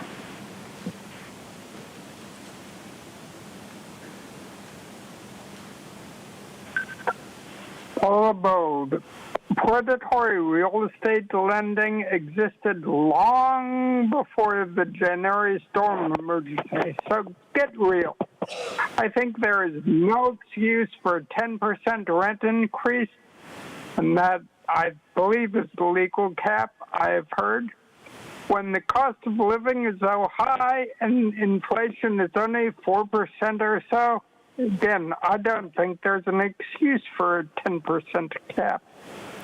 I approved this, and I hope that these protections are extended to the entire city or county, both actual and potential victims, including users who had to cope with flooded or unusable infrastructure. And by the way, the rainstorms were definitely not unprecedented. They happen every few years. This one just happened to have a few hundredths of an inch more rainfall. It's years of government and city neglect that left the target, I repeat, target audience grossly unprepared to weather the storms this time. So, you know, clearing out the gutters always pays off in the end. Yes, I don't know about the Midway Rising. I mean, even Tara said potentially 2,000 units. So how many really? Does that mean they're going down, down, down? I mean, you know, she's looking for all sorts of ways to use county funds, but I agree with Jim. You know, it's probably better not to get involved. Thank you. And Chairwoman Vargas, that concludes public comment on this item. On your behalf, we'll turn it over to Supervisor Montgomery Stepp. So let me just pick up where I left off yesterday. I'll be brief. We had a lot of conversation around flood survivors yesterday. But I want to make sure that I thank the Chairwoman, Nora Vargas, for really our partnership with, you know, moving and steering the county in the way of helping the flood survivors, and then this entire board for really showing, to me, a high level of humanity in making sure that people have food to eat and shelter during this time. So after, I think the weekend after the flood, I began to talk to quite a few people, but also some real estate agents that were saying in their quest to help neighbors, they were seeing predatory practices in the communities and on the streets, and went back to the team, had a couple conversations with staff about what we could do to to protect people who are going through this, and that is the purpose of this letter. I think for those who may not know, anything that requires more than, is it 8 hours of time from staff, we actually have to put a letter forward that may not have a resolution, may not have an ordinance, but it is also doesn't necessarily have to be political fluff. It's just we have to do it per our rules to give staff direction to do the work. And so that's why we have this before us today. We know and we've seen that survivors must bear the weight of immense mental stress from the trauma of experiencing a disaster. And so because of that, that distress and the disorienting effect that it may have, folks see the survivors as prime targets for predatory lending and nefarious business practices. And so we want to make sure that we're doing everything that we can at the county to combat that. That's what this item is about. And I would ask for, I will move the item and then ask for my colleagues' support. Thank you. Thank you. Chairwoman Vargas has indicated she'll second the motion, and we'll move to Vice Chair Lawson-Remer. Yeah, this is a great idea. Very happy to support it. You know, one of the things that you hear about that just one of the most wrong things, right, is when there's some people in desperate need and someone has food and they jack up the price of the food to some absurd, exorbitant price. Or, you know, you have you've got a place for someone to sleep and you know exactly what the rent is, but because they're in a desperate situation, you jack up the price and try to exploit and take advantage of that. We know it's wrong. I didn't even know we had a penal code on that, but it's even wrong in common law. So it's wrong and illegal under common law, and it's wrong and illegal under the penal code. And we should definitely be making sure that that's not happening on our watch in the county. So thank you. Supervisor Anderson. Thank you, Madam Chair. I'm happy to support this, and I don't know if anybody seconded them. Oh, yeah, we did. Nora, you're so quiet with your seconds. One of the issues that we faced in my district when we went through all the fire crisis is that was only one aspect, but we had contractors who lied about their license. We had insurance companies. I don't know if you're getting complaints, but it might be more effective to have staff look at all of it, because if it's not raising its ugly head today, it will be tomorrow. I'd love to give you that amendment so I can put my fingerprint on this, because this is really important to all our communities. I'm happy to take the amendment. I think what part of this conversation has been that we want to look toward the future, right? And so we know that these practices happen. I thought the sort of an umbrella of exploitative consumer practices might cover it, but if not, we want to make sure that we're covering all areas. Nobody should be taken advantage of in their moment of need.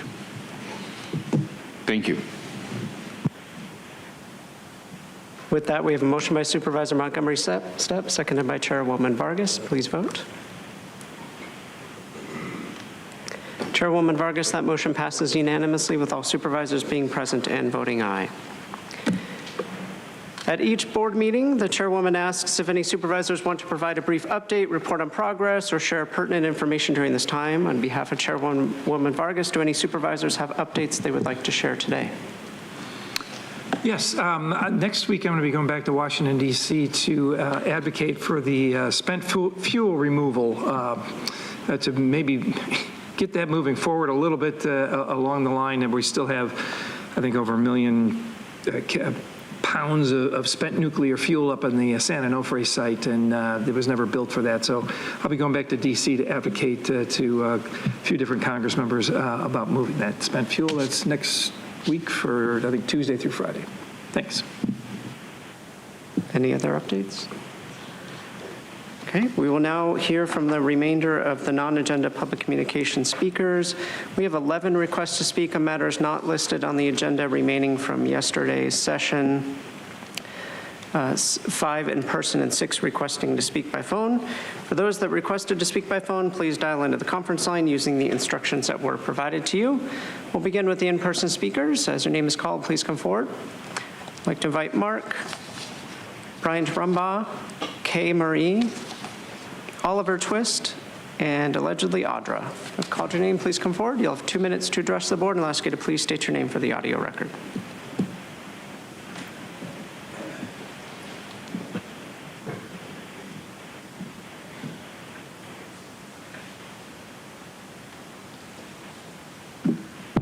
Person's name means storm. How cool is that? It actually does.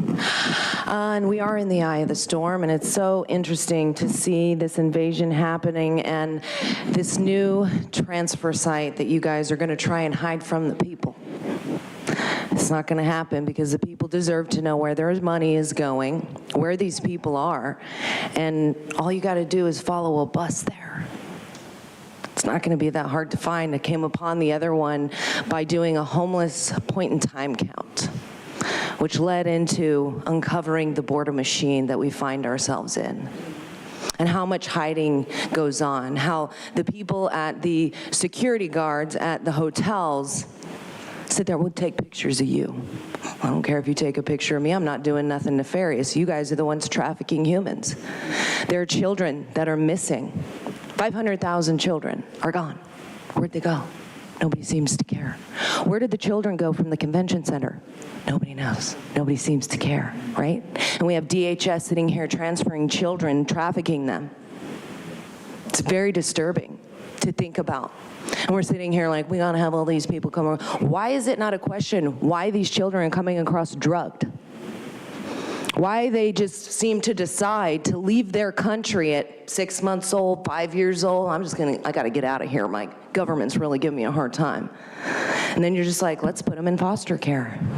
What happens to kids in foster care? They disappear. I will find out where these children are.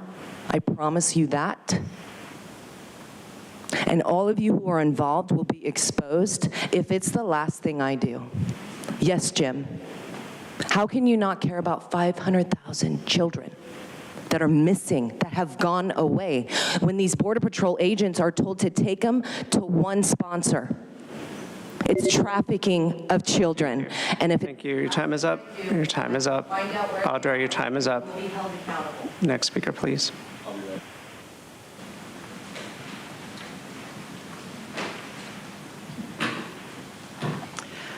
Hi, good afternoon. Oliver Twist here. First, you might notice I've traded my normal attire for a purple shirt, not as a sign of solidarity, but in hopes that it might just tip the scales to get Tara to actually pay attention to my comment today. Now I must address yesterday's drama, which was so rich in irony, I scarcely know where to start. Having a group take over the chamber in an attempt to strong-arm this board was a tantrum tactic meant to intimidate and shame. To then have them decry lack of democracy or transparency and complain of backroom deals was beyond the pale, given the prior stealth shenanigans that pushed Cindy Chavez to the front-runner position of the last round. Thankfully, that was brought to light by La Prensa SD. San Diego County needs a CAO who is a political chameleon, not a surrogate of a powerful stakeholder group who will serve their special interests. That is a thumbs on the scale type of governance. Anyone with that kind of influence or agenda should absolutely not be a contender for this position. I am also asking you to rethink your stance of not allowing people back into the meeting, given that it can be weaponized as a tool for disenfranchisement. The group yesterday had no intention of staying after their diva drama, so the banishment in no way affected them, but it did affect the remainder of the people who wanted to engage with their government. So please rethink that rule. Lastly, I want to thank you for extending the flood victim assistance yesterday. You were right to say that the people should not have to come here and beg their government for help. While yesterday's main focus might have been the monetary figure, I'd like to remind all officials, including City of San Diego, the price of democracy should never have to be paid with the currency of human dignity. Thank you. Thank you. Next speaker, please.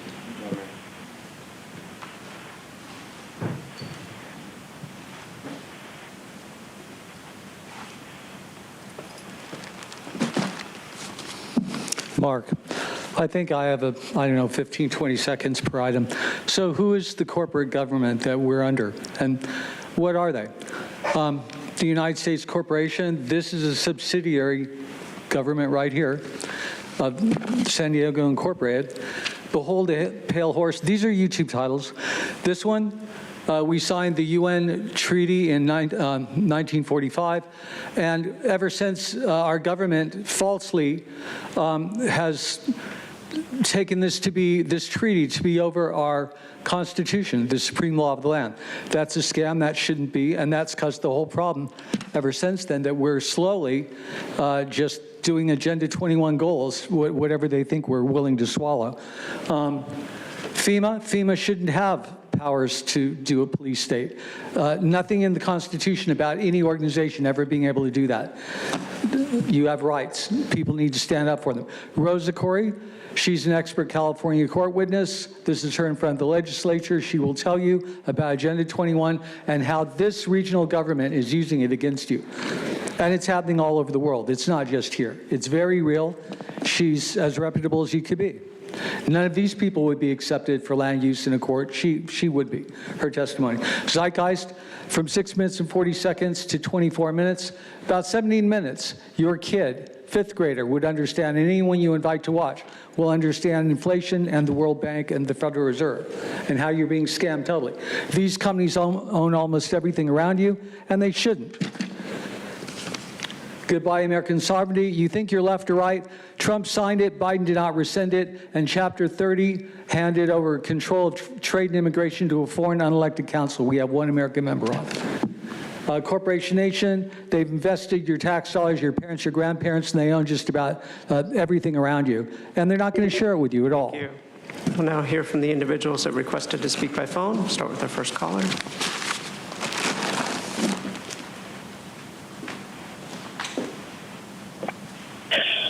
Good afternoon, Supervisors. My name is Becky Rapp. I'm a parent and a member of my community planning group. I wanted to comment regarding the conversation surrounding the marijuana social equity proposal earlier today. I thank Supervisor Desmond for recognizing the harm this industry presents to a community and standing strong in his commitment to protect those in the unincorporated communities. I wanted to share with you a recent article published in the Washington Times titled, "Every dollar of marijuana tax revenue is associated with $4.50 in costs." A recent study from the Federal Reserve Bank of Kansas City determined that the permitting of marijuana businesses is associated with a 17% increase in substance use disorders or addiction, a 35% increase in chronic homelessness, and a 13% increase in arrests. The study also found that arrests for both violent and property crimes rose, which suggests an increase in law enforcement actions. If this moves forward in our unincorporated areas of our county, taxpayer dollars will be taken into account and put into effect in paying for these law enforcement actions. I'd like to suggest that as supervisors, you request a study based on local data here in our county. Cross-examine data from 2016, prior to the passing of Prop 64. How have we seen chronic addiction increase, homelessness increase, as well as violent and property crimes go up, specifically in the backcountry of our county? I'll bet our data will be similar to data across the country, as the permitting of marijuana businesses will never be able to close budget deficits or fund expansive social programs. Policymakers and... Thank you. Now hear from the next caller.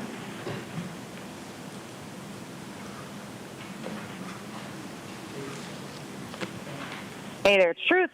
It was so great to learn that political fluff is a requirement by the county rules. Thank you for that, Monica. Now I've got a local political drama update. The San Diego Republican Party refuses to fund Andrew Hayes, even though he was the top candidate for the 75th Assembly District. They're hell-bent on propping up that former Democrat loudmouth Carl DeMille, probably because he funded many on the Central Committee. He even pretended he was going to support Jack Menendez and then entered the race to take away votes from Andrew. Carl even funded Democrat Kevin Juza. After the funding of Andrew Hayes, Republican Party Chairwoman Paula Witzel resigned, probably because she had worked with Carl to see the plan through. The party is obviously infiltrated and subsequently falling apart. Meanwhile, the San Diego Democratic Party had the Chula Vista School Board race with Kate Bishop being supported by Imperial Beach Mayor Paloma and National City Council Member Marcus, and Alexis Avina being supported by Nora, some of the Chula Vista City Council, and even the Cannabis Cardenas. That's right, despite felony charges, Andrea was still on the Central Committee with Jesus as her alternate. And Alexis's campaign was run by Brenda Aguirre, who previously worked with Jesus. So, of course, the Central Committee's vote for a candidate was contentious, and the Cardenas were eventually removed from the committee. Fun fact, suspiciously missing in Sandag action, Sean Ayla Rivera did not win election to the Central Committee. Poor baby. The Democratic Party reeks of corruption and is also subsequently falling apart. And this is all great news because political parties are inherently a conflict of interest against the country. Because instead of people making decisions in the best interest of the people and the Constitution of the United States of America, those elected are making decisions on behalf of a political party's wishes, whatever big money lobbyists pay for.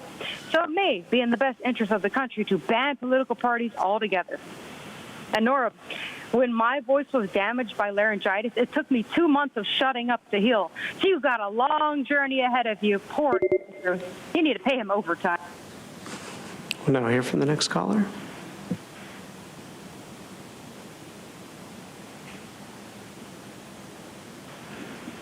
Kevin Stevenson.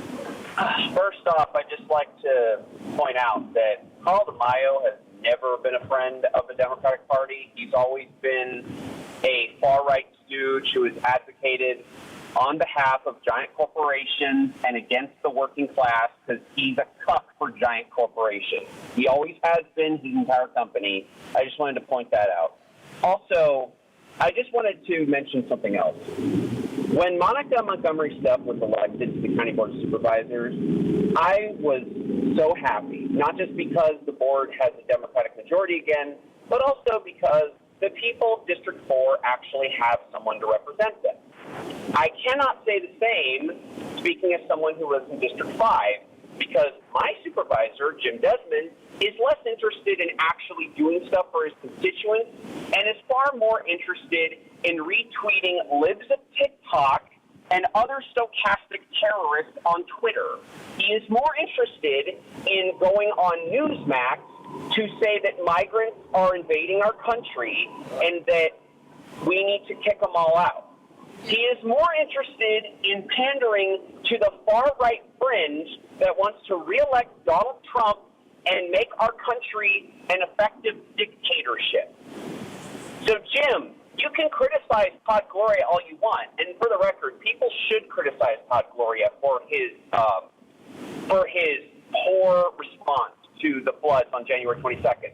However, A, voting him out means electing Larry Turner, who's a cop, not interested in that. He's effectively the same on policy as Todd Gloria, and then worse. And second, Jim, you're far worse than Todd Gloria. At least Todd Gloria somewhat cares about democracy. You're going around on your little media tour, basically just being the next right-wing sucker. So spare me. Chairwoman Vargas, that concludes the request for non-agenda public communication from yesterday's session.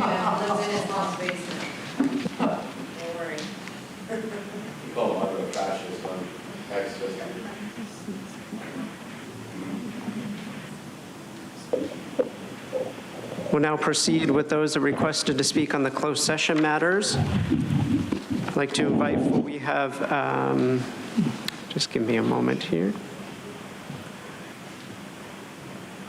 We've got 3 requests to speak on closed session matters, 2 in person, 1 requesting to speak by phone. I'd like to invite forward Mark and allegedly Audra.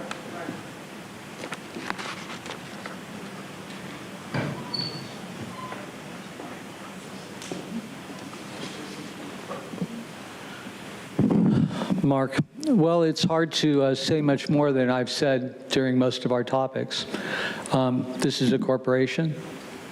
It is doing UN agenda goals according to a treaty that's been misinterpreted to supersede our Constitution. And you guys just get orders from the state and the federal government. And in the Constitution, you know, we didn't have federal tax and we didn't have property tax. So they couldn't just take your property when you didn't do anything to anyone or say, give us money. That's extortion. If the person did it, you would call it blackmail. Give us money or we will take your property. So there are so many things that are so completely corrupt. Originally, the federal government, there was no federal tax, so the federal government couldn't instigate their totalitarian will on a state or its people because the people would just give them a little bit of money for the military and for the Congress, and they'd say, screw you, we don't need to obey you, we don't get money from you, we give you a little bit of money to be a government and to defend our rights and defend our country from being attacked. Now, they've signed this treaty. We're doing UN agendas. They're doing it worldwide. It is a global takeover, and it's very serious. And these people are not going to help stop. Even if they wanted to, if some of them cared enough to want to, their careers would be in jeopardy. So people are going to have to do what the Founding Fathers said, be vigilant. The price of freedom is constant vigilance. Most people haven't been for so long that now we're enslaved in a corporate oligarchy. By the way, Kevin Stevenson is a total idiot. He actually thinks that he's like left or right or, you know, he's a total fool. Next speaker, please.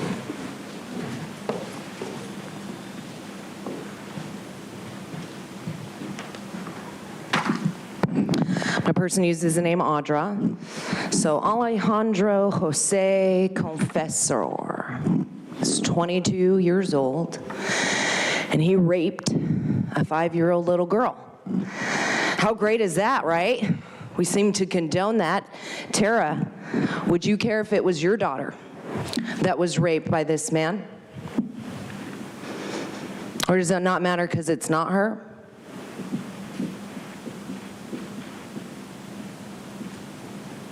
Monica?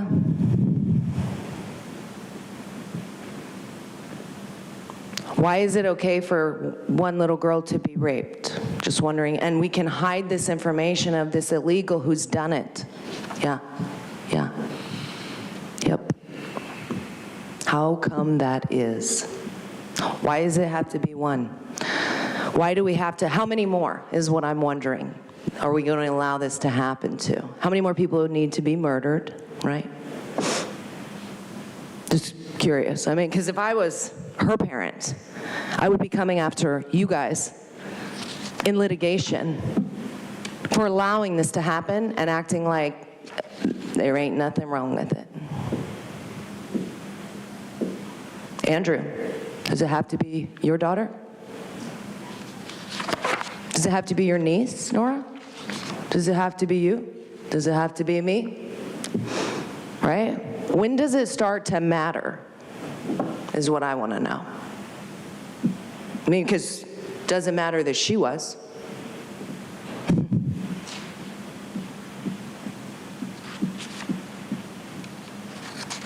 Surely doesn't. Shouldn't have to be anybody. Just for the sake of an open border. Thank you. We'll now hear from the individual that requested to speak by phone.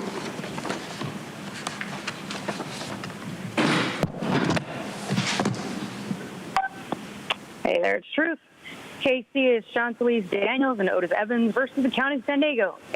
Doe HHSA workers, Kimberly Giardina, Melissa Sawyer, and former County HHSA Director of Illusion of Death, Nick Machione.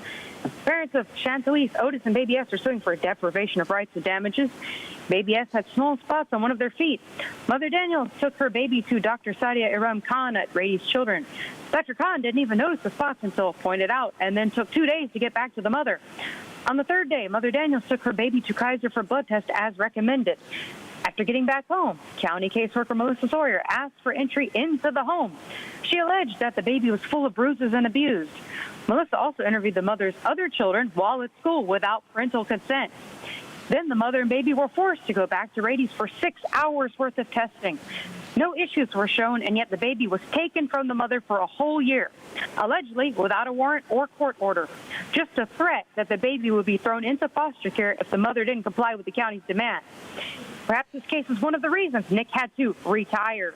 Same concept as Andre Dozjan at Sandag. As soon as somebody gets caught in their wrongdoings, they just retire to avoid either being fired or their agency having to fire them under public pressure. Case F is Sonny Cortez and Rosa Elena Calva Garcia versus the County of San Diego. Charlie Caranato, Michael Crowley, Michael Johnson, and Andrew Torres with Claudia as their attorney.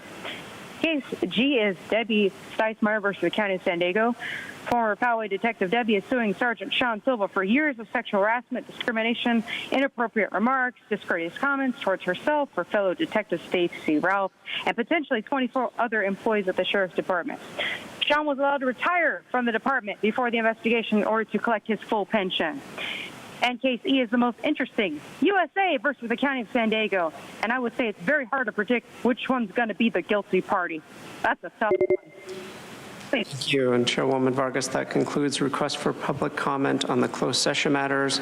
I will note that the board will recess into closed session after the land use session, but we took public comment today. With that, on behalf of Chairwoman Vargas, that concludes the business before the board from yesterday's sessions. We'll now proceed with our adjournments in memory. Today's adjournment will be presented by Supervisor Desmond in memory of Richard Jaden. Well, thank you, Chair. And this is an adjournment of Richard Jaden. He was born in 1941, and he passed away peacefully at his home, surrounded by his loving family just a few days after his 82nd birthday in December of 2023.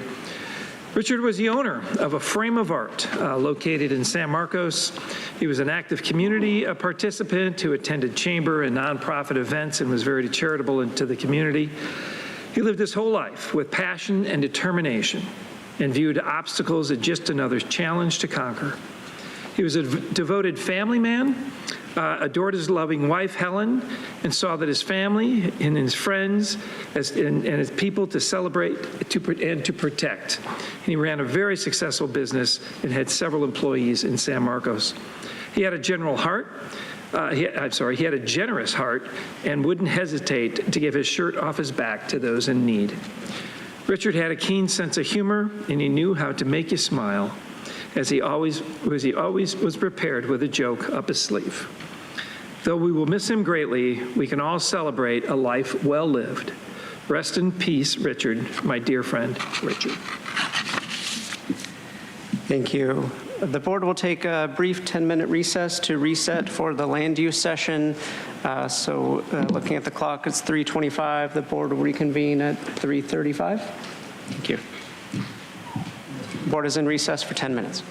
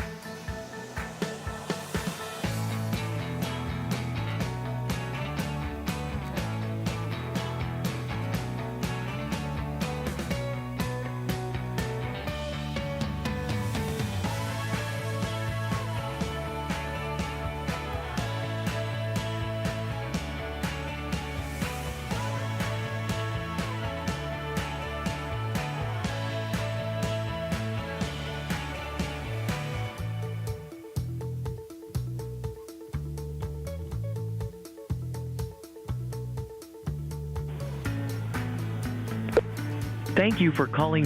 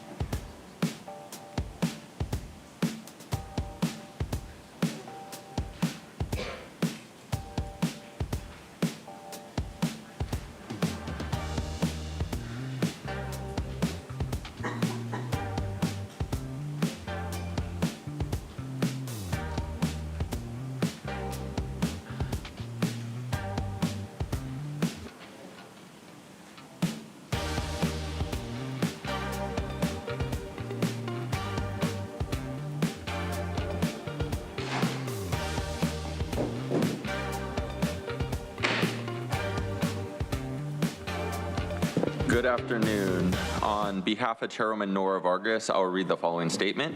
Chairwoman Vargas has recently been diagnosed with a medical condition that has created painful nodules and damaged her vocal cords, and has been advised by her medical professionals to rest her voice for the next few weeks in order to prevent surgery. Please be advised that today's meeting will, as always, be conducted in accordance with board policies and the published agenda. As such, Chairwoman Vargas will consent with her authorities, duties, and responsibilities, chair and preside over today's meeting. So while Chairwoman Vargas is unable to speak aloud, she still has and will use her voice by communicating in alternative ways. To do so, the Chairwoman has worked with county staff to facilitate today's meeting, including public comment, staff presentations, and board discussion. If and when the Chairwoman makes comments on items, her comments will be projected on the screens for all to read, and the clerk of the board will read the comments aloud. While today's meeting may seem atypical, many of our fellow San Diegans communicate in non-audible and divergent ways every day, and our county values their voice, employment, and civic participation. Thank you for your attention and understanding. On behalf of Chairwoman Vargas, we will now call the May 1st, 2024 San Diego County Board of Supervisors Land Use Meeting and Flood Control District meeting to order. We will start with roll call. Supervisor Anderson. Here. Supervisor Montgomery Stepp. Here. Supervisor Desmond. Here. Vice Chair Lawson-Remer. And Chairwoman Vargas.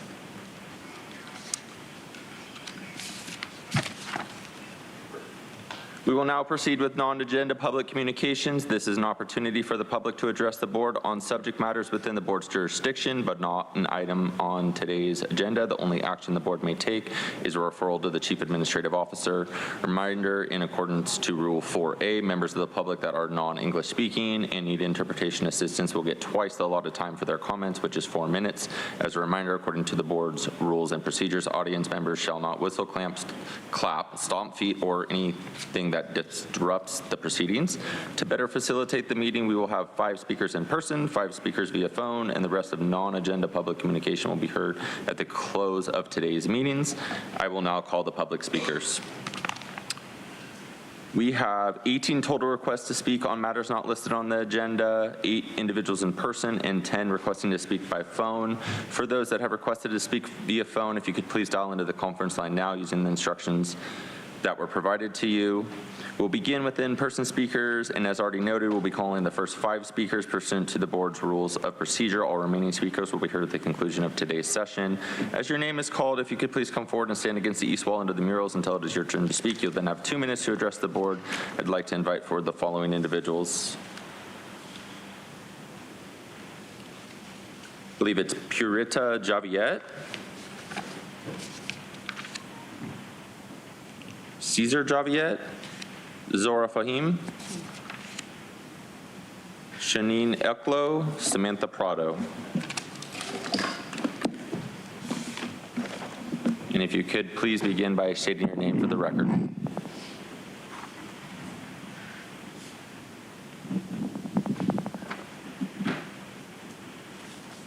You can begin your comments. State your name for the record, please. Good afternoon. I am Purita Javier, senior of taxpayer with existing medical condition.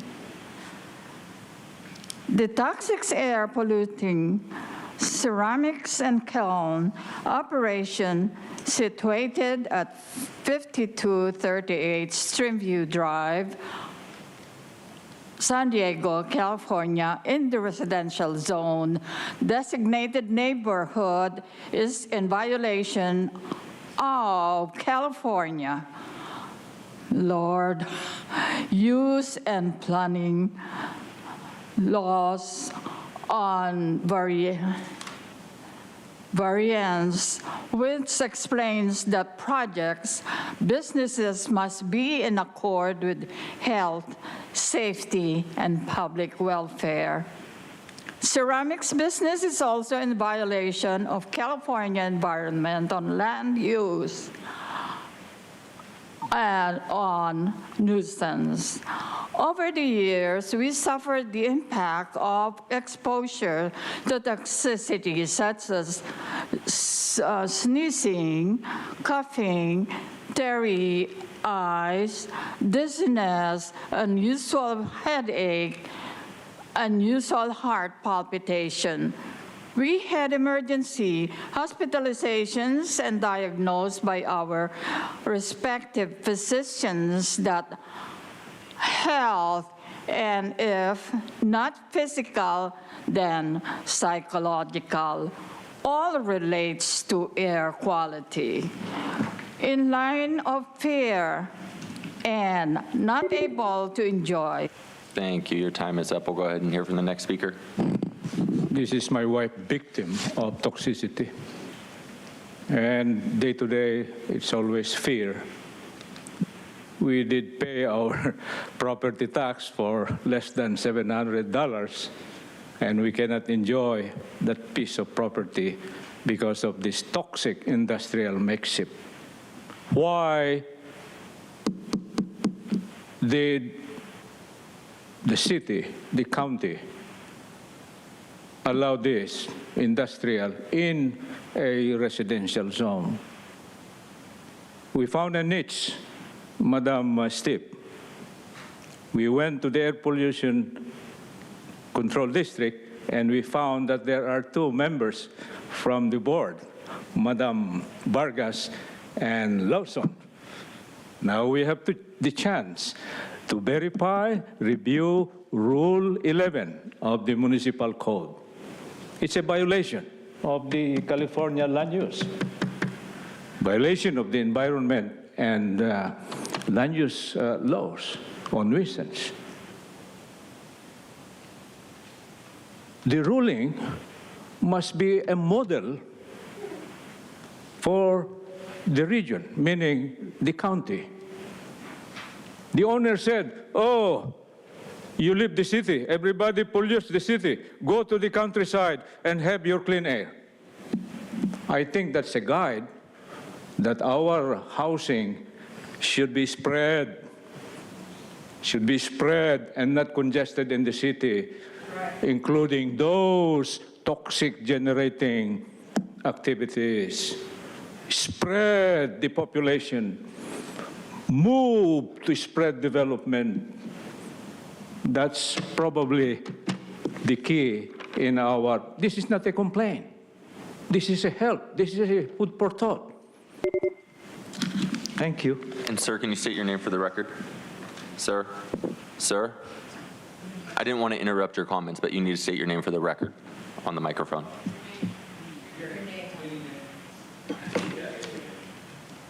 I'm learning. No, it's fine. I am a substitute teacher, that's why I forget the name. I never say who am I, but the what and the how. Cesar Javier, thank you, sir. Thank you very much. Have a great day.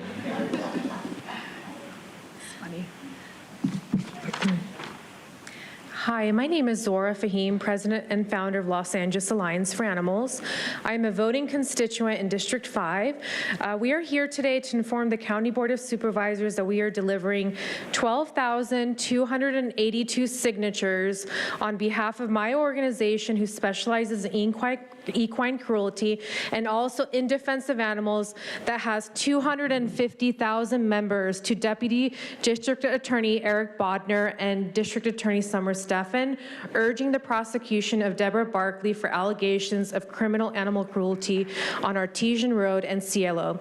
We respectfully urge you to put pressure on District Attorney Summer Steffen's office to prosecute horse neglect and immediately have all the animals removed on Artesian Road and Cielo.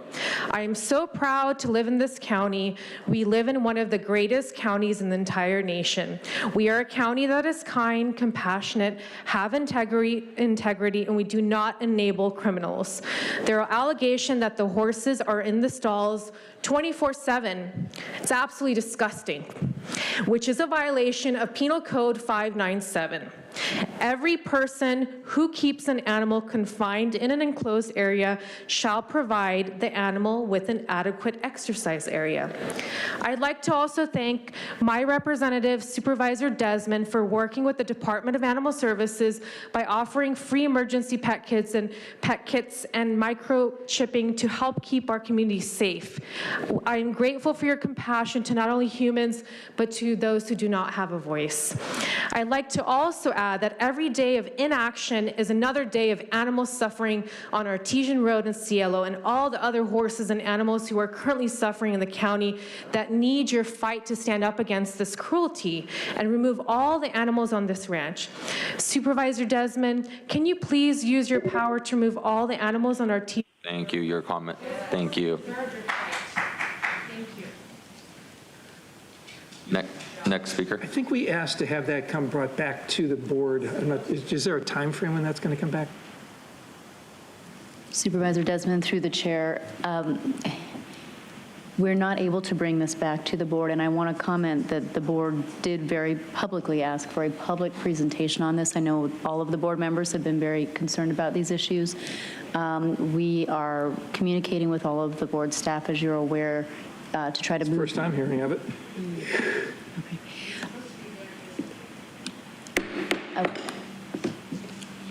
Inga, is there anything from a council perspective that you'd share on the confidentiality component? We can certainly confer with our colleagues at Public Safety Group in terms of the ability to bring that forward in a public setting. Okay, I have a hunch I'm going to hear that we can't do it. But, so what do we do? I guess Animal Services and the county staff are doing what they can on for the particular horse ranch that people are commenting on. Is that correct? That's correct, Supervisor. Okay, thanks. You may begin your comments. County Board of Supervisors, my name is Shanine Ecleo, United States Marine Corps veteran. I am here to urge you to please work with Poway Sheriff's Department to investigate allegations of animal neglect involving horses and dogs owned by Deborah Barkley and Craig Netwig in Rancho Santa Fe. Previously, advocates intended to share community concerns with emaciated horses and dogs on the properties. These concerns are ongoing. Local news reported a horse that died in January 2024 on Artesian Road and another horse emaciated, trapped in the mud that sadly died last year. The Department of Animal Services has been notified on numerous occasions and by various neighbors without meaningful action to help the animals. Addressing these concerns appears beyond the Department of Animal Services capabilities. They also lack equine expertise and would benefit greatly from specialized training because they have permitted these animals to languish and die. As county supervisors, please take the compassionate step to address concerns of neglect and inadequate care of animals on the properties owned by Deborah Barkley and Craig Netwig. Two requests. One, coordinate with the Poway Sheriff's Department to transfer all the horses and dogs to a sanctuary. Two, reform the county's Department of Animal Services, hold leadership accountable, and hire the right people. Current management has failed their responsibilities by allowing these animals to remain in jeopardy. Please do the right thing and help bring justice to the animals on Artesian Road. Thank you.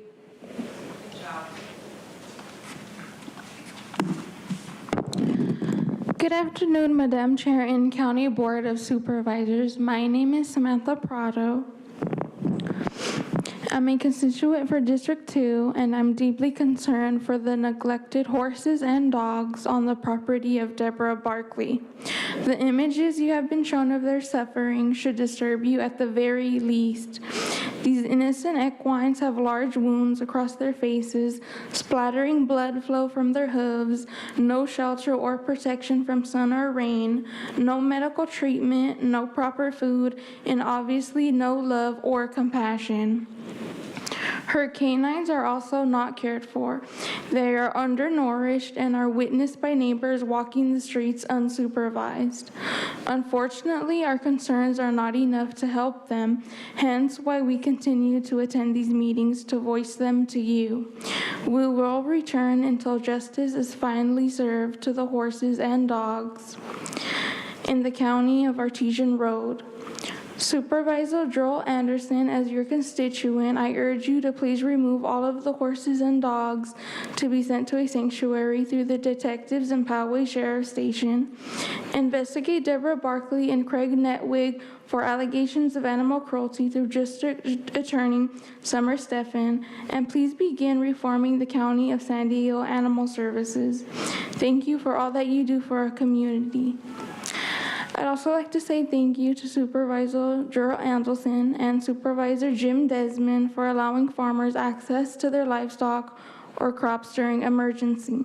Thank you, Madam Chair and Supervisor Desmond, for supporting private owners of livestock or horses to be allowed into restricted areas during wildfires or other emergencies to feed animals, transport livestock, or water crops. Thank you. We will now hear from those that have requested to speak by phone. Again, we'll be hearing from the first 5 callers. Remaining callers will be heard at the conclusion of today's session. When it is your turn to speak, you'll be unmuted. You will hear a recording that will tell you to begin your comments after the beep. I'd like to remind the callers they should mute their TV or live video stream before they begin speaking, and we'll begin with our first caller.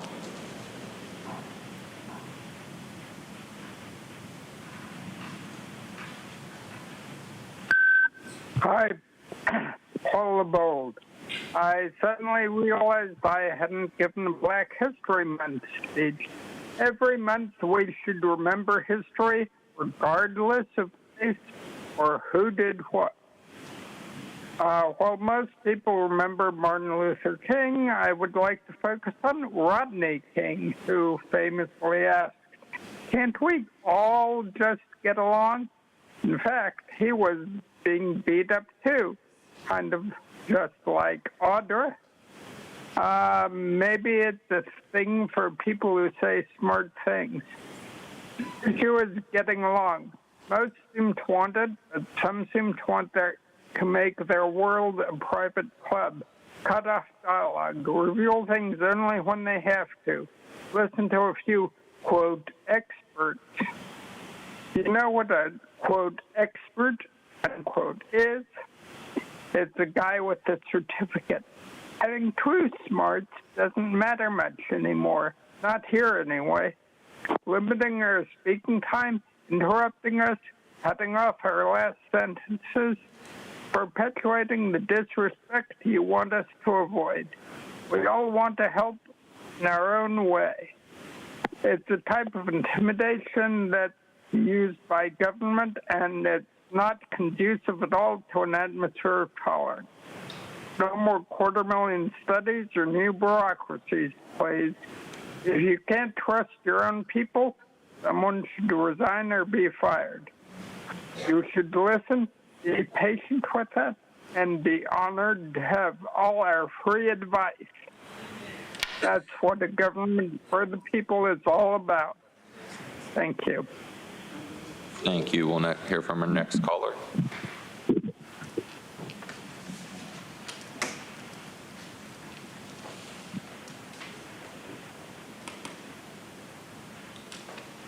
Good afternoon, Board of Supervisors. My name is Terry Ann Skelly. I'm a mother of 3 adult sons. I volunteer on many youth projects in the unincorporated areas of the county, and especially projects involving the promotion of good, healthy choices. Many of us are concerned about the mental health problems of high school students, college students, and young adults in general. We are concerned with the role of marijuana use by young adults and how it affects their mental health. Many parents and educators listened to an excellent webinar entitled, "Where Does Cannabis Go in the Body and How It May Affect Teenagers' Brains?" The presenter was a highly regarded researcher who has been studying the effects of cannabis compounds on behavior and brain regions since 2000. She described the adolescent brain and the effects of the psychoactive compound, tetrahydrocannabinoid, or THC, the main component of marijuana. She noted that marijuana, number one, interrupts the extremely important synaptic pruning that occurs in the brain between early childhood and adulthood, and number two, disrupts the excitatory-inhibitory balance of neural networks. The resulting negative outcome is staggering for young adults and the families that care about them.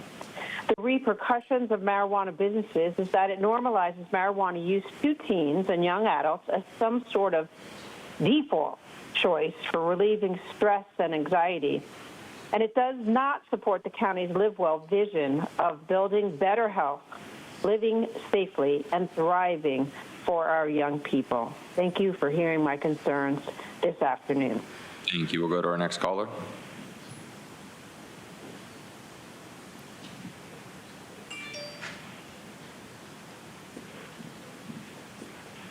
For your reign of terror. Well, Campbell and her assistant are all finally gone, but you are far from done. New director and assistant director that you must hire must have a background in law enforcement, have shelter experience, know the humane law, and be willing to enforce it. And that's not the interim director from Child Support Services. In addition, we need 2 officers that are equine experts and an equine veterinarian available for investigations involving multiple horses. And don't forget, all officers need expert training in the agency protocol of investigation. I paid a visit to a horse in Alpine recently. The horse was clearly in need of an appropriate diet, a visit by a vet and a farrier.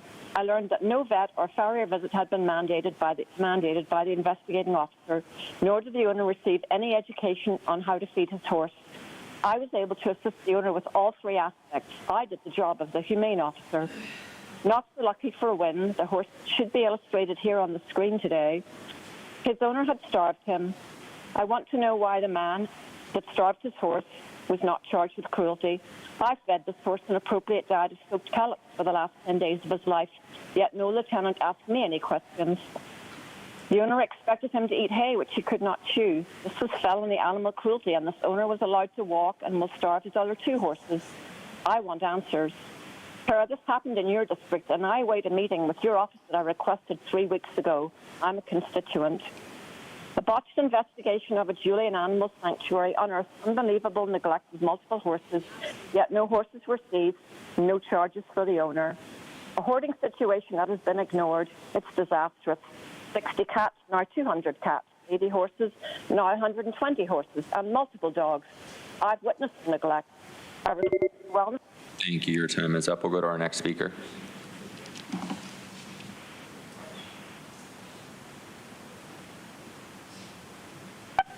All right, it's truth. Here's the abused horse timeline. March 10th, 2023, the county went to Network's property because the horse died stuck in mud.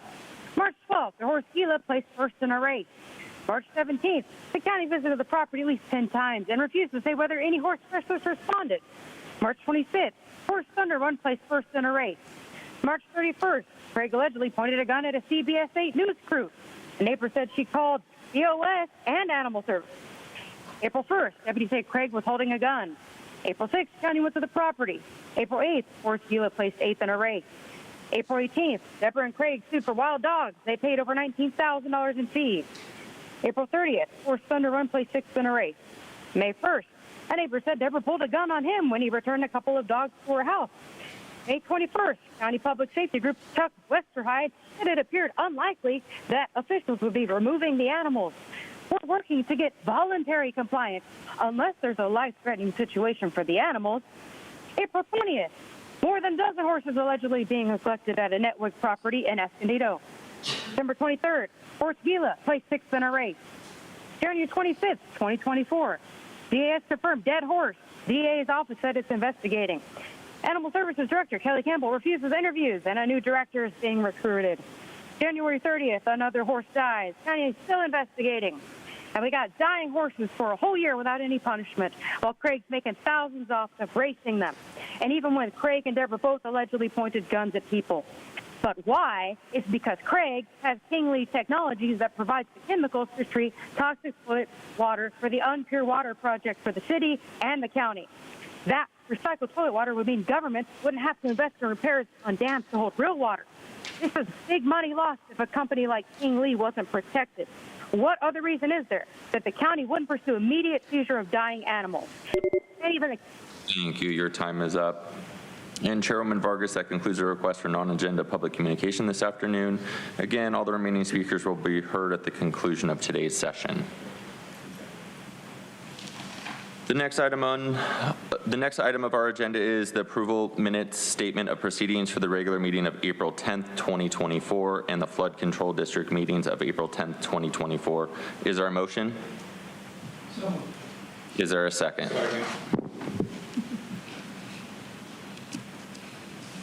All right, we have a motion by Supervisor Desmond, seconded by Supervisor Anderson. Please vote.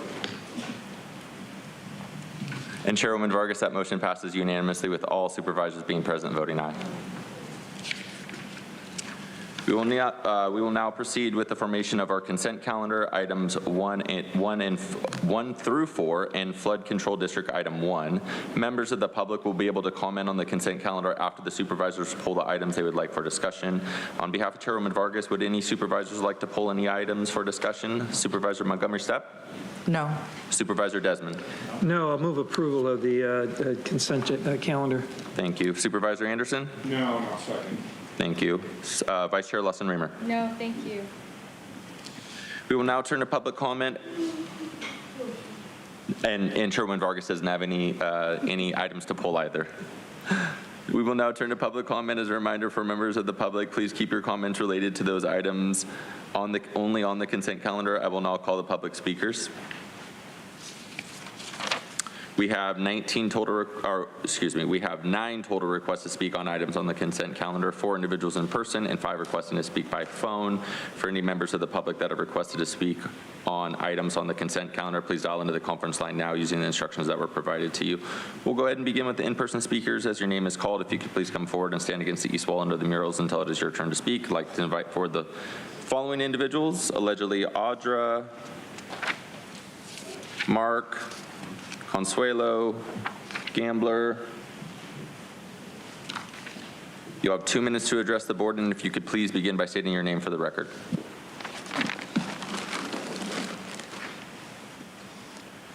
Mark, concerning 1 through 4, this is Rosa Corey. She is a land use and property valuation expert, eminent domain also for the court in California.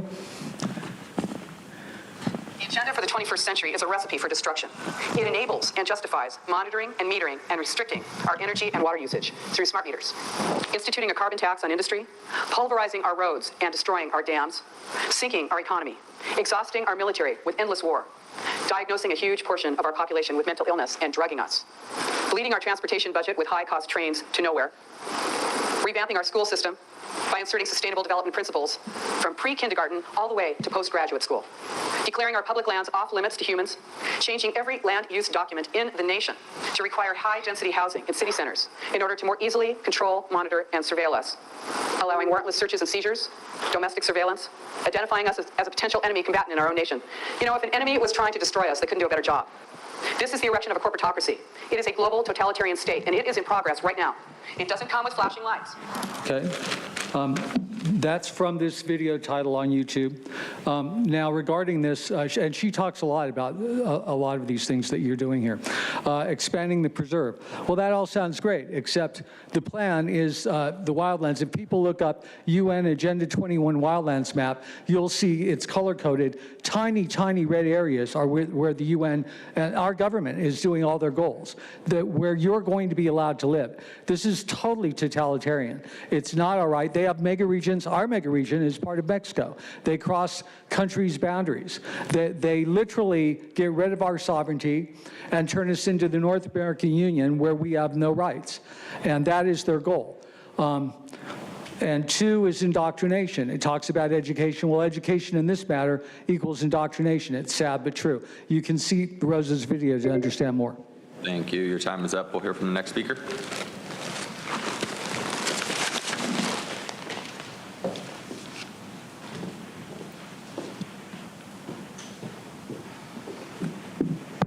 My person uses the name Audra. He is so right about what is happening around us. It's kind of sad, too, that you're saying that you can't do anything about the horses, because you can.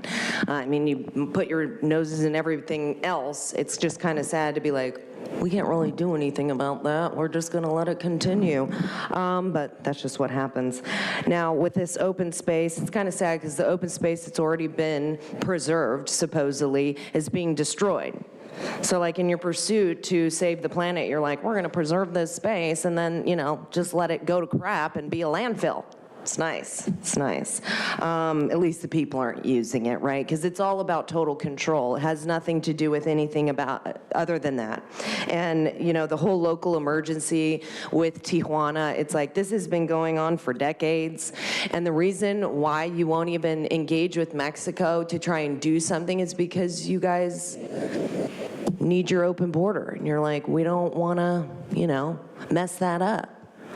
Because it's sad. You won't close the border because you need the commerce, right, Nora? You're like, we need to have like one nation, both of them.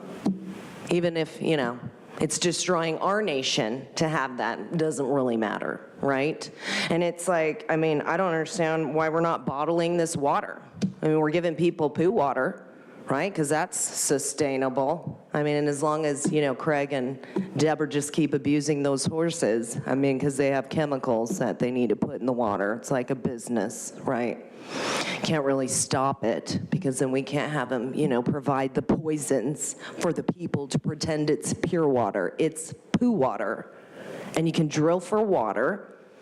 So I don't understand. It's like a waste of time to not bottle this and sell it to the people. I mean, you might as well, right? No? You can make money off it, right? Thank you. Your time is up. We'll hear from the next speaker.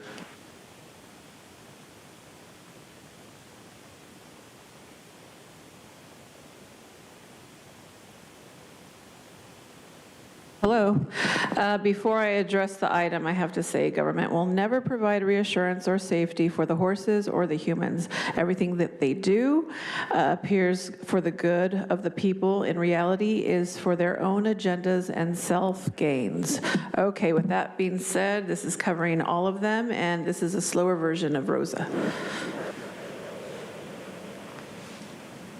Come on, Rosa. Ooh.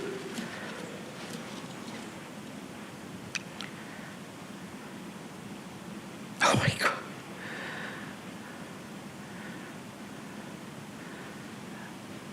Okay, well, this is not working.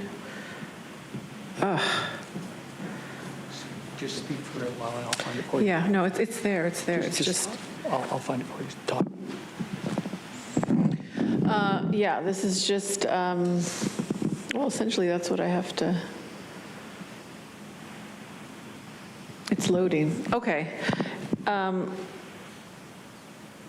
Yeah, just, this is all part of the agenda, everything they do, everything they set out to do. It's not for the people, it's for it to be federally compliant as usual, and it's okay. And anyways, it'll play on the next one.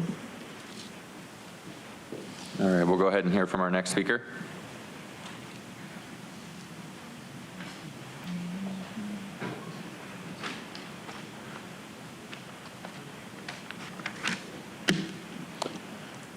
Gambler here. Welcome back.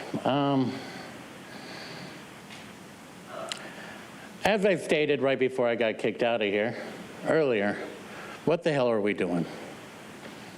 I mean, I don't know, and I'm still trying to look it up because I didn't know when our Board of Supervisors became contractors or helping out contractors. I don't know when we've ever built so much that it's astounding to me. And your guys' responsibility is protect us. Make sure that we're all safe, including animals. But you guys don't give a shit about that. You care about building. Build this, build that. Everyone's leaving. No one could afford living in housing. I don't care the housing that you're building, because it's not really for the people. It's for the businesses that are doing it, because the people are leaving. They cannot, if they move out of their house that they're renting, they're not going to be able to find another place. They have to pay 3 times the amount of rent, unless they get government assistance, in which, in that case, you guys cover all the problems and all that stuff, allowing businesses to make, increase the profit. That's what you guys are doing, and there's nothing you can do to stop that at all. All you're doing is you're helping it and making it worse. 3 times the amount of rent now you need to rent any location, 3 times. Soon it's going to be 4. Then it's going to be 5. And then no one will be able to rent here unless if they have government help. And I know that is what you guys' final goal is. Because I didn't know we were renters. I didn't know the Board of Supervisors were renters. Thank you. We will now hear from those that have requested to speak by phone. When it is your turn to speak, you'll be unmuted and you'll hear a recording that will tell you to begin your comments after the beep. I'd like to remind the callers again, they should mute their TV or live video stream before they begin speaking, and we'll begin with our first call.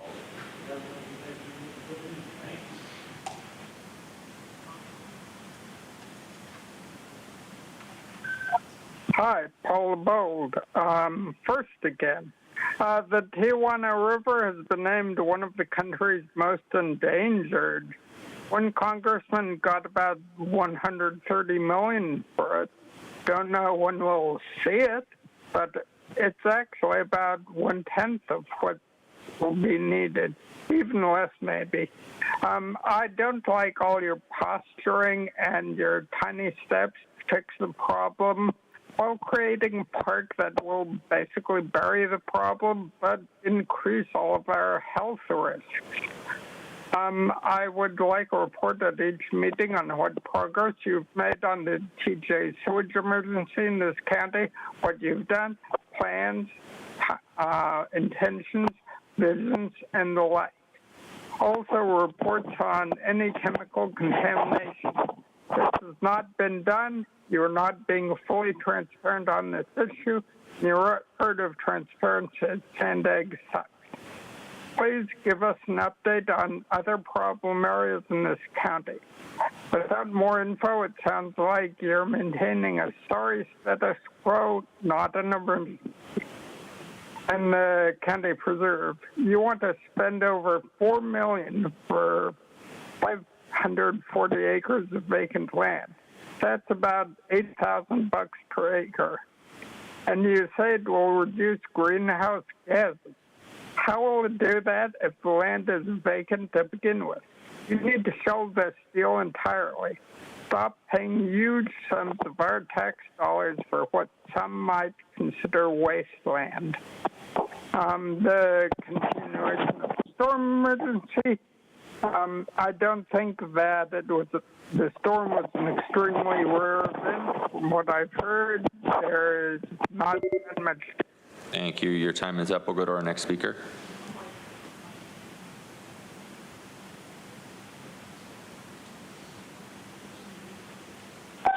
It's truth. Item 2 is $61,000 donated from the County Park Society.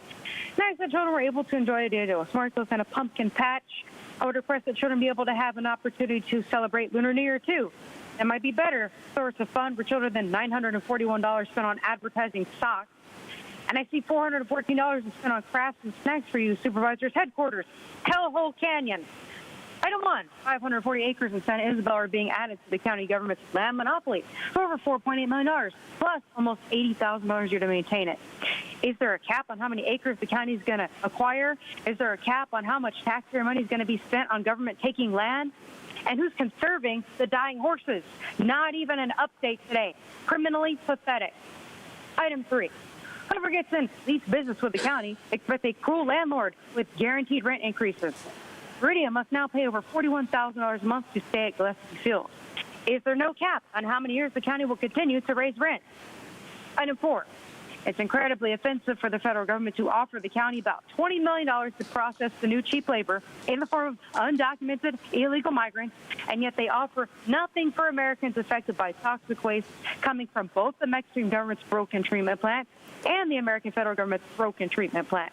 It's very frustrating to hear this nonsense continue for the whole time I've lived in San Diego. So here's an idea that someone told me.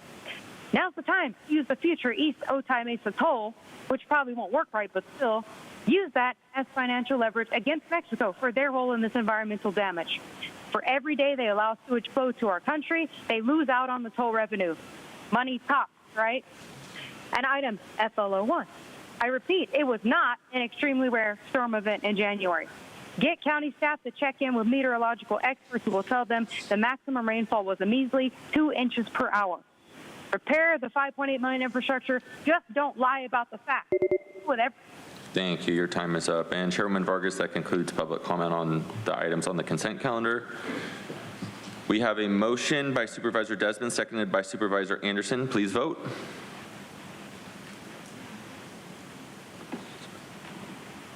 And Chairwoman Vargas, that motion passes unanimously with all supervisors being present and voting aye. We will now move on to discussion item 5, Traffic Advisory Committee and related CEQA exemption. I will now call the public speakers forward. We have 10 total requests to speak, 4 individuals in person and 6 requesting to speak by phone. Also like to note for the record, we did receive 1 e-comment on this item, which was in favor. For any members of the public that have requested to speak on this item by phone, if you could please dial into the conference line now using the instructions that were provided to you.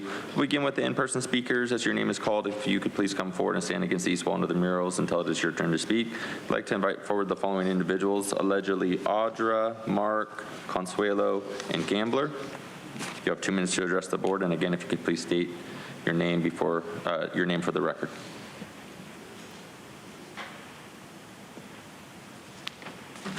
Your name before your name for the record. Is that right? Is that what you're asking? I'll go ahead and pause your time. Okay. Your name. My name. Okay. My person uses the name Audra. You just told me what to say, so I was just following orders.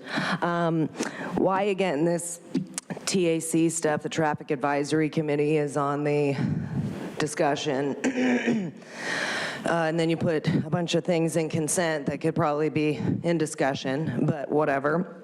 All this is about controlling our movements. And that's what the Agenda 21 is about. Whether you guys want to believe it or not, that's the bidding that you're doing. And it is to control the movement of the people so that we can't, travel as far as we want. And that's where a 15-minute city comes in and all your densely populated areas, right? Because we got to save the planet. And so you're trying to de-incentivize driving because the goal is that we don't drive. And it's coming down from the state. And it's like, oh my gosh, let's get them in electric vehicles.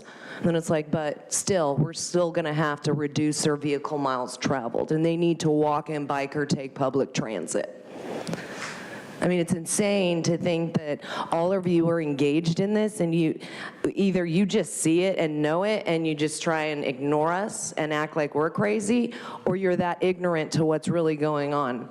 And either way, it's sad because it's there's even things coming down where there's kill switches in our cars, right? And then it can determine where you can go, all this autonomous driving.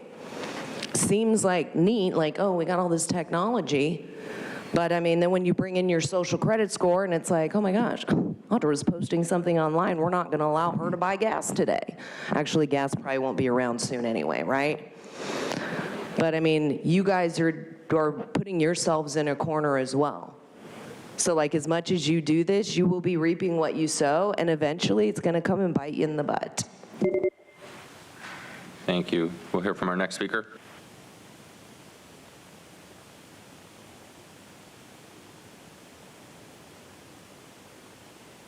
UN agenda, and this is from the SANDAG meeting, and Nora is the chair of SANDAG, who was not elected, but selected like everything else. Can you go ahead and state your name for the record, please? Consuelo. Thank you. What we call the nature-based solutions are, for example, the Reconnect, Metropolitan Avenues, nature-based solutions. That means integrate the nature inside the city or the metropolitan area. The low emission zone, how can we reduce the emissions and reduce the reducing emissions, the pollution in the air. And the pollution. And briefly, when we talk about metropolitan avenues, I put an example, Reconnect, that is a European project with 8 metropolitan areas. You can see 2 pictures. On the left, the bridge El Pont del Diable in a town of metropolitan area of Barcelona, maybe 5 centuries ago, and the same bridge on the right, maybe 50 years ago. And you can see how the human has changed the territory, normally in a bad way, not in a good way. And these infrastructures that was built during this decades of 60s and 70s of the last century. So this is a presentation that people really have to watch. This is the YouTube channel title. On the territory. Please watch it. They're trying to limit our movement. They're trying to, you can watch it at 1 hour, 22 minutes, and 50 seconds. Yeah, so they're just limiting our movement, total control. It's not for the people. It's not for pollution. It's not for the good, the greater good. It's just UN agenda.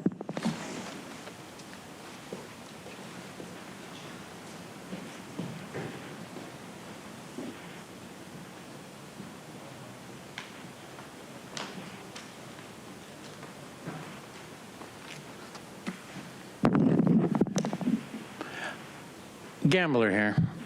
As I stated earlier, you could just look right off of Grape Street. That is a perfect example of how you guys are trying to piss us off so we don't drive anymore. You have created a traffic jam when there doesn't need to be one at 10 o'clock at night. You created a traffic jam when everyone is coming out of the airport and then they're trying to get onto the freeway, but because those lights no longer are chained together and you tailored them to Little Italy, now people are stopped, 3 lights up, and we have to wait for about one group of cars, 1 light cycle, to go through and make it onto the freeway before that light goes red again. And guess what? There's other areas where if you want to turn left, you can't. You know why? Because there's and the imaginary bikes are riding by.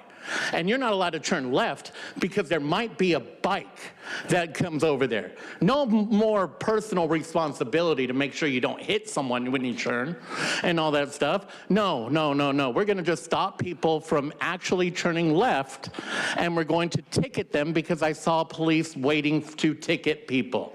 I waited in line there for 45 minutes pissing people off on purpose. I followed the rules. I could not turn left.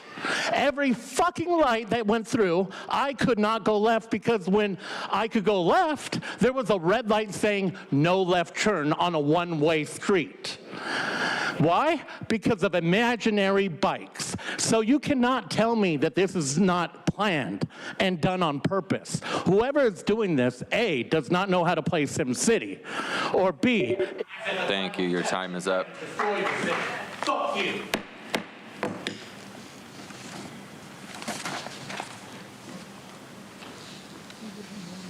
One warning. Justin, that's your first warning.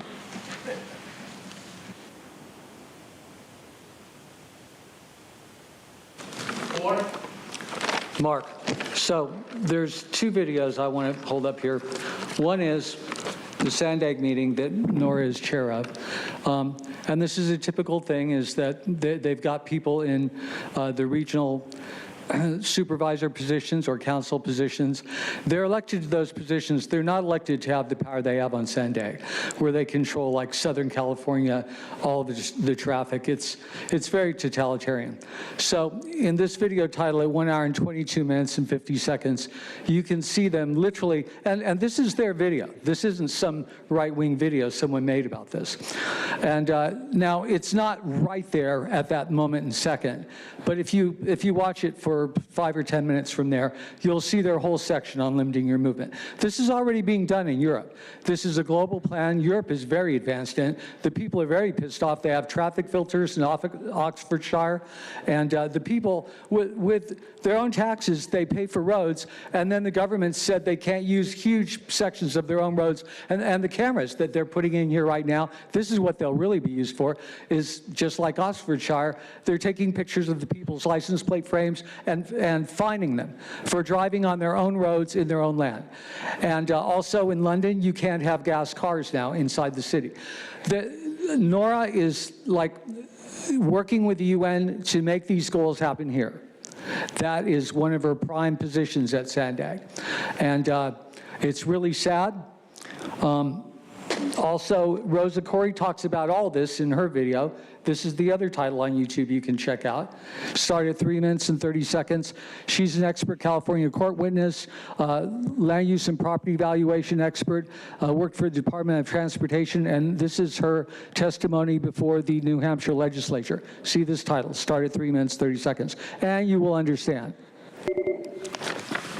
Thank you. We will now hear from those that have requested to speak by phone. When it's your turn to speak, you'll be unmuted and you will hear a recording that will tell you to begin your comments after the beep. I'd like to remind the callers that they should mute their TV or live video stream before they begin speaking, and we'll begin with our first caller.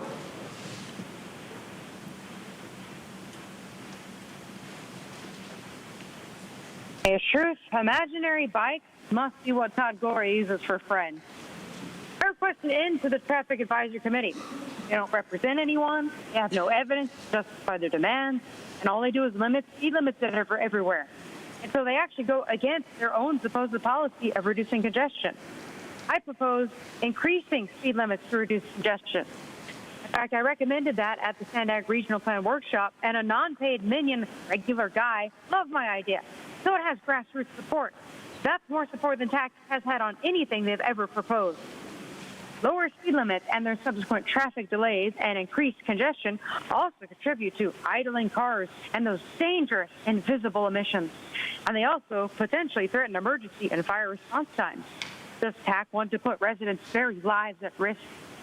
And if TAC supposedly proposes policies that enhance safety, then why do they always propose always stop signs everywhere, when those have been found to confuse drivers on who has the right of way, and to even encourage drivers to not come to a complete stop, putting the lives of school children at risk?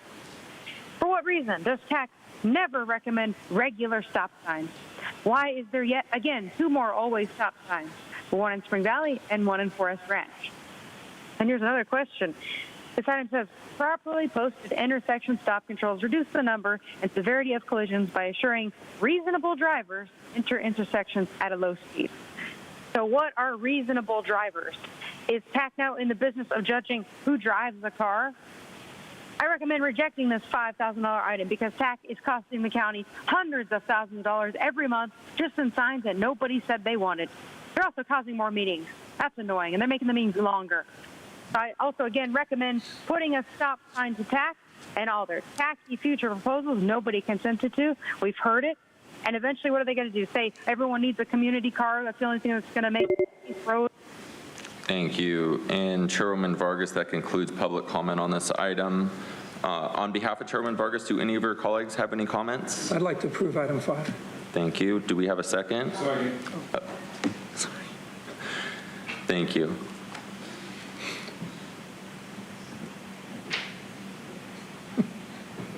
All right, so we have a motion by Supervisor Desmond, second by Supervisor Anderson for approval of discussion item 5. Please vote. Thank you. And Chairwoman Vargas, that motion passes unanimously with all supervisors who are present and voting aye.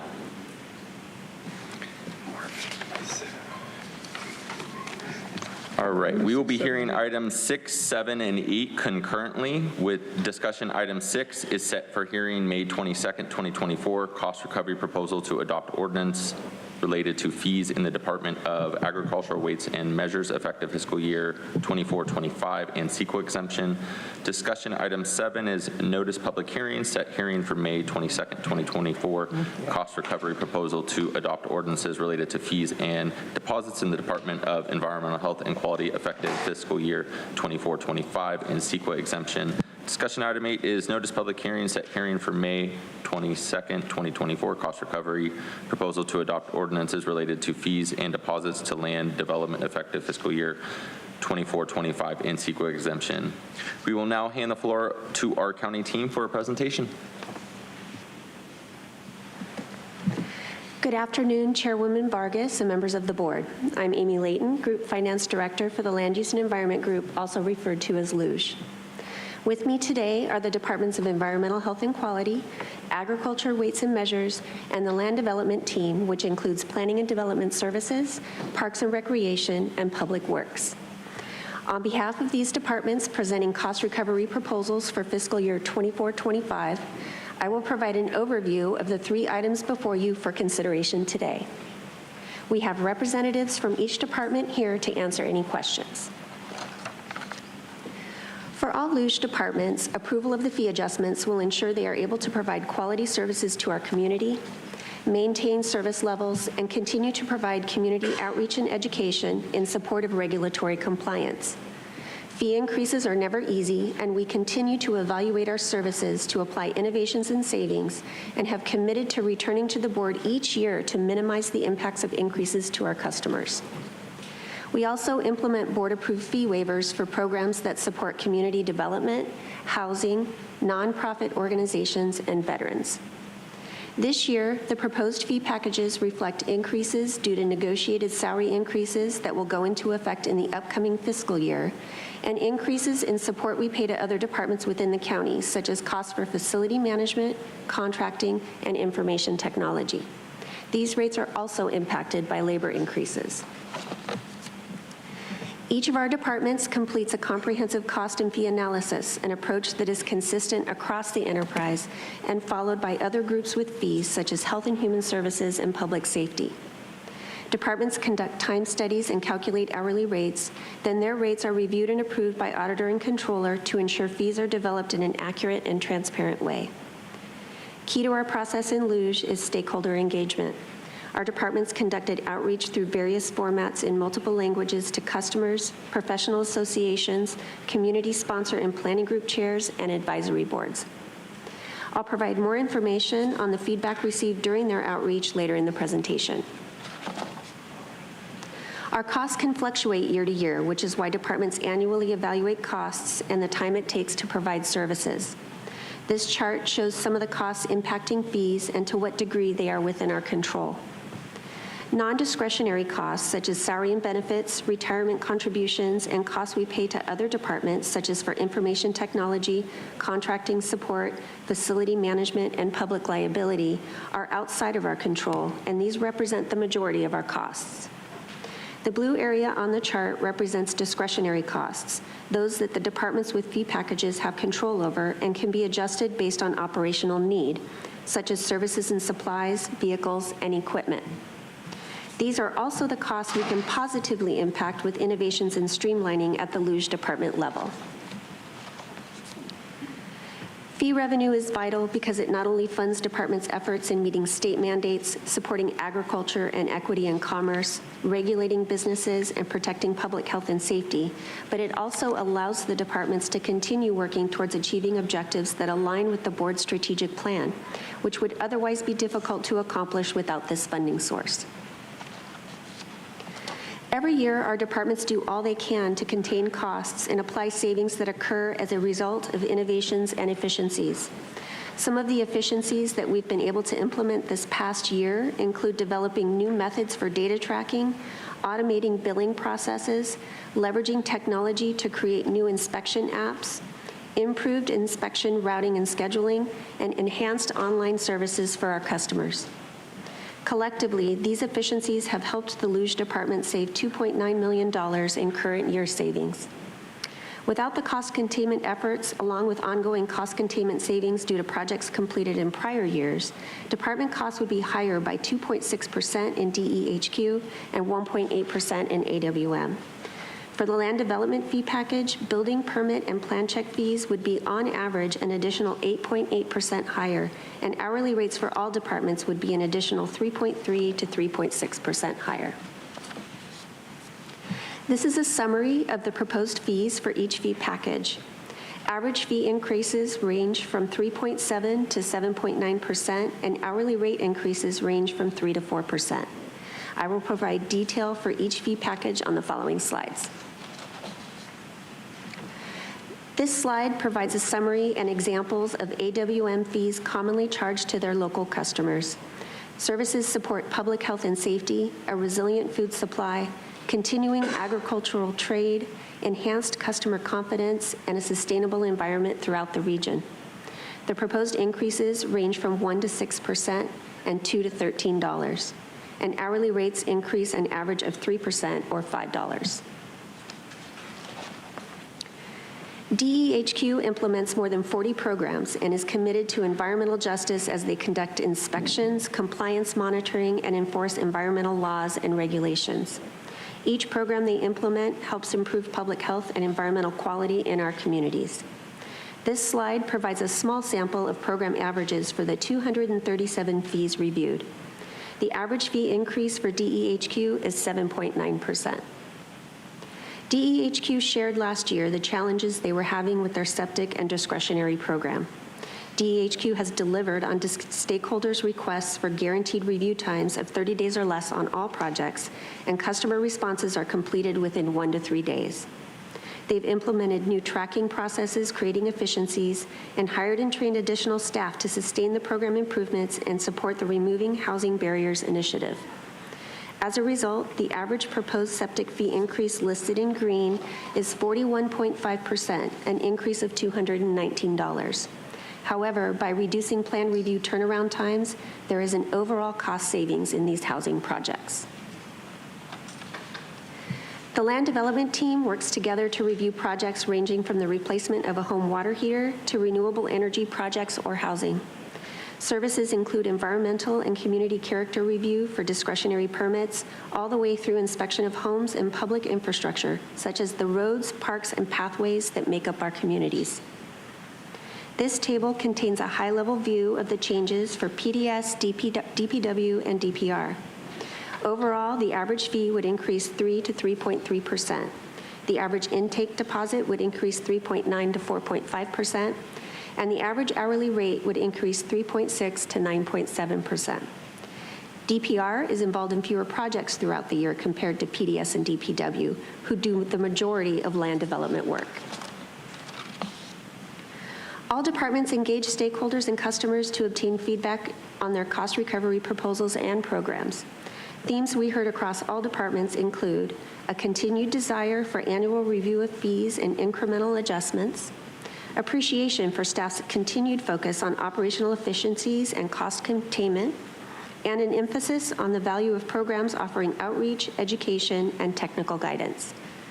From the agricultural community, we heard that the uncertainty in economic conditions and the inclement weather have had impacts on their businesses, and they appreciate that the proposed increases are manageable.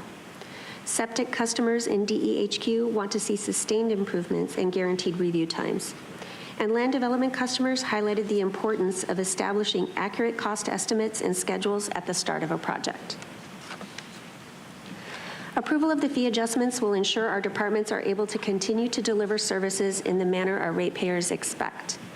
The fiscal year 24-25 recommended operational plan is based on these proposed fee adjustments. If there is no fee increase, Luge departments would need to request alternative county funding in the amount of $4.3 million. If there is no fee increase and no alternative funding, departments would not be able to fill vacancies, which will cause operational impacts, including increased processing times, reduced education opportunities to assist with compliance, shifting certain activities from inspection-based to complaint-only response, and reducing services to core regulatory functions. Resources would be shifted away from innovation and outreach to frontline operations, all of which could potentially lead to regulatory compliance issues with our businesses and increased risk to public health and safety. If a fee adjustment is not approved, the change in future fee updates will be even greater based on the need to cover the increase in this proposal plus future year budget adjustments. The following actions will be taken with a separate vote on each item. Fee ordinances require 2 hearings. Today's recommendations on items 6, 7, and 8 include findings that the proposed actions are exempt from CEQA, waivers of Board Policy B29, finding that adjustments in fees and changes are necessary to meet operations for item 7, approve the first reading of the ordinances, and if approved, set hearings for May 22nd, 2024. Adoption of the ordinances would take place after the second reading on May 22nd, and the proposed fees would be effective on July 1st, 2024. This concludes our presentation on agenda items 6, 7, and 8, and staff are available to answer any questions. Thank you. Thank you. I will now call the public speakers forward. We have 10 total requests to speak, 5 individuals in person and 5 requesting to speak by phone. Also like to note for the record, we did receive 1 e-comment on this item for items 6 and 8, which was in favor. For any members of the public that have requested to speak on this item by phone, if you could please dial into the conference line now using the instructions that were provided to you. We'll begin with the in-person speakers again. As your name is called, if you could please come forward and stand against the east wall under the murals until it is your turn to speak. I'd like to invite forward the following individuals: allegedly Audra, Mark, Consuelo, Cesar Javier, Gambler. You may come forward in any order. You have 2 minutes to address the board, and if you could please state your name for the record. Gambler here. How are you guys doing? I'm glad I'm not being targeted in any way whatsoever. And I'm glad to see that we have a new rule. If you happen to go over just a second and you're talking, you get a strike. I'm glad to see that you're going to enforce that equally on everyone from this point forward. Don't worry, I will not go over 1 possible second because I do not want to get nailed on that. That being said, I did not know that was a new rule because I've seen plenty of people talk over 1 second. So, you guys want to go ahead and waive fees for who, what? I'm not totally sure on all the details. Everything's very confusing, so I'm going to be setting up meetings with you guys to discuss this because I want a full understanding of what the hell's going on so that I could yell at them a little bit better. Do you guys, so will you guys help me with that? You pretty much have to. That's the greatest fucking thing about this. You guys are public employees. So, no more calling the cops every time I ask a question. And I expect you guys to set a time to meet with me to discuss 6, 7, and 8, because I want a full understanding of what the hell you guys are thinking you're doing. Okay? I guess I have still another 15 seconds to discuss item number 6. Hearing 19, 18, 17, 15, 14, 13, 12, 11, 10, 9, 8, 7, 6, 5, 4, 3, 2. And Justin, just to note, the chairman would like you to know that your first warning was because you were disrupting the orderly conduct by using profanity. You're allowed to use that. You're allowed to express yourself in any fashion. This is your second warning for disorderly conduct for outbursts in the meeting.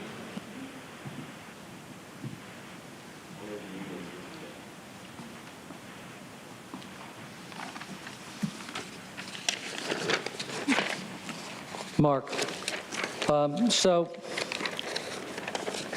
first of all, sustainability, converting vehicles to EV. If you see Planet of the Humans by Michael Moore, who I don't even especially like at all, very far left, but he did an excellent documentary on YouTube. It's free, Planet of the Humans.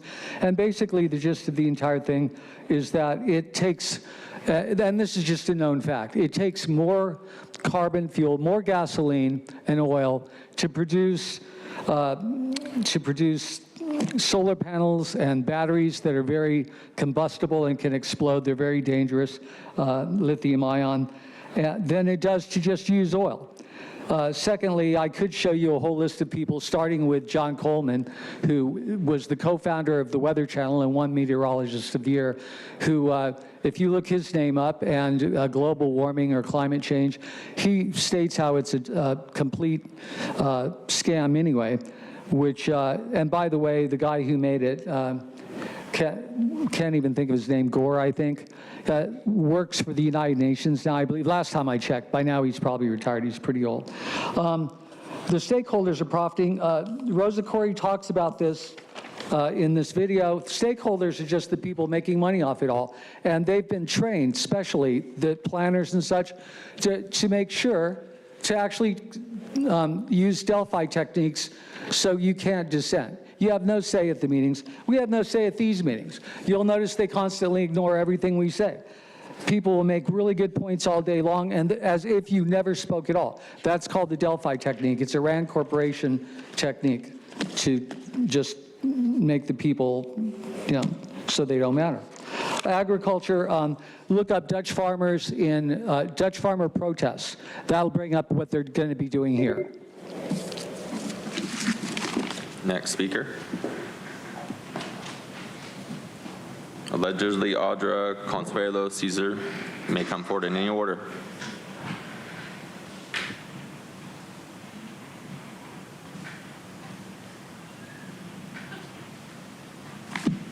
My person uses the name Audra. It's so funny, all the things we do to try and save the planet.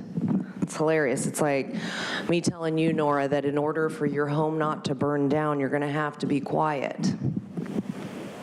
Right? That'd be cool because you're already doing it. So, I mean, how hard would that be? But then it'd be like, and you can't wear blue. And you're going to have to pay more fees just to wear that blue. And then, you know what? You can't cut your hair either. And this is going to make sure that your house never burns down. There's nothing that we are going to do that's going to save the planet, because we won't even acknowledge the fact that there's cloud seeding and weather modification going on. And the reason why is because then you can't worship your climate god and be like, look at that. Oh my gosh. There's global warming, even though it's freezing in some places. Oh my gosh, but that's okay. It's bipolar, you know? It's all about controlling the people, and you guys are in bed with that agenda, and it's so sad because you actually believe what you're doing. Maybe, I don't know, maybe you're just doing it, but it's sad to think that you can't look beyond the veil and see reality for what it is. It's just like saying that we need to take a bioweapon injection in order to be healthy. And it destroys your immune system in the process. So it's like, we're gonna save the planet. And so in order to do that, we have to destroy it. Oh my gosh, because we can't have gas and oil. Oh my gosh, it's so bad, even though it's the blood of the earth. Just like we gotta give people back their own sewage instead of drilling for fresh water. Let's poison them with other things in it just to make it pure, right? And it's like, so let's just not have them drive. And then we're gonna save the planet. We're carbon-based, so as much as you want to get rid of carbon, you're trying to eradicate yourself in the process of that.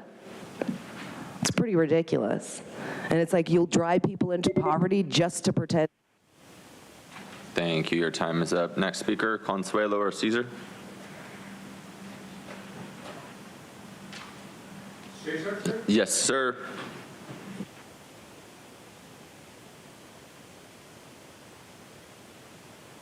I and my wife support this proposal. Number one, by the way, learning is by repetition. We will repeat this again and again. If I won the lotto, I'll give it to the treasurer's office of the county and be stern, strict in this issuance of permit. Because once you issue the permit, accordingly, there is a list of offices where you have to get other permits, other requirements to conform with the fees or the approval by the Treasurer's office. We call business tax license. We want to give you more money, if only to reduce the harm being done to our atmosphere. Clean air is basic. We cannot sustain this 8 hours learning if the air we breathe is harmful. We are lucky still. We support this. We support because the permit says you have to get approval from offices, environment and health, land use, name it. There is a long line. But what is happening? There are businesses that are... Thank you, sir. Your time is done. Thank you.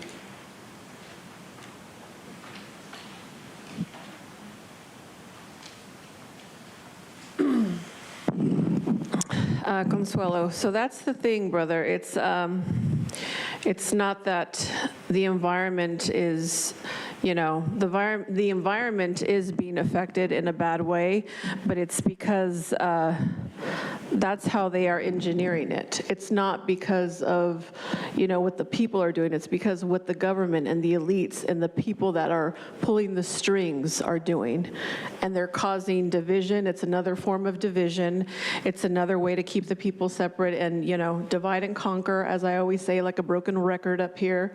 And that's what's so. No, I'm just saying that's what they're doing. You know, we want to be, we want to protect Consuelo, the planet. please, What's up? Please address the board. I don't acknowledge you.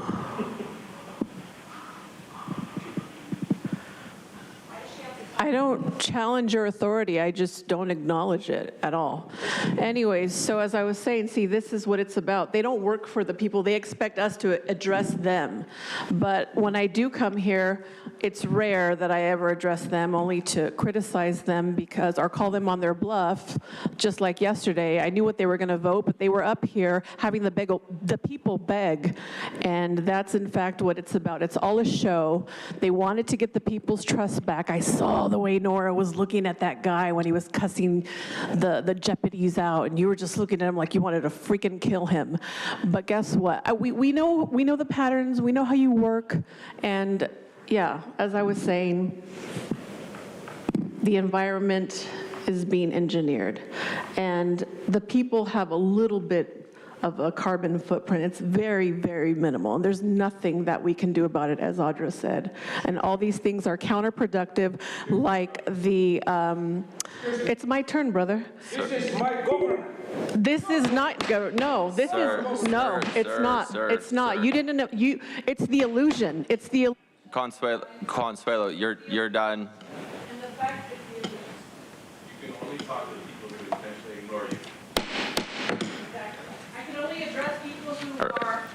We will now hear from those that that requested to speak by phone. When it is your turn to speak, you will be unmuted and you will hear a recording that will tell you to begin your comments after the beep. I'd like to remind the callers they should mute their TV or live video stream before they begin speaking, and we'll begin with our first caller.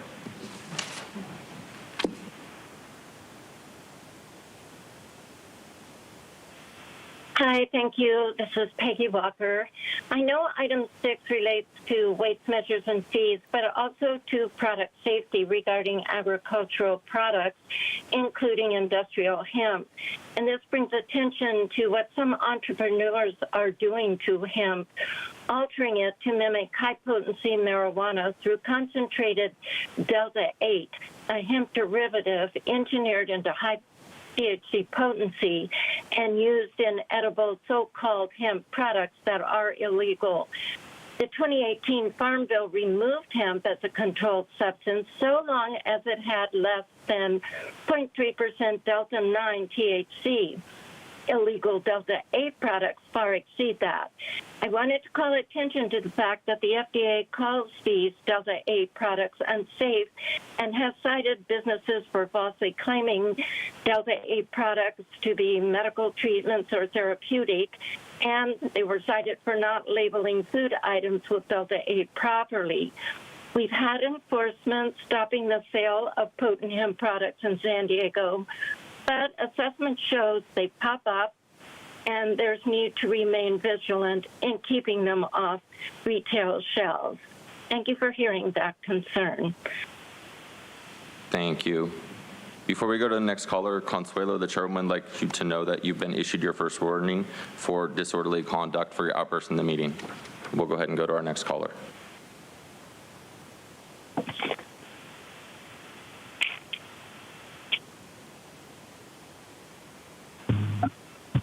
Hi, I'm Paula Bold, and I'm speaking about the environmental health fees. It's interesting that this request does not come with a comparative table of the proposed changes. The proposed rate to the last rate is a percentage like all the rest of the fees. It makes it hard to compare.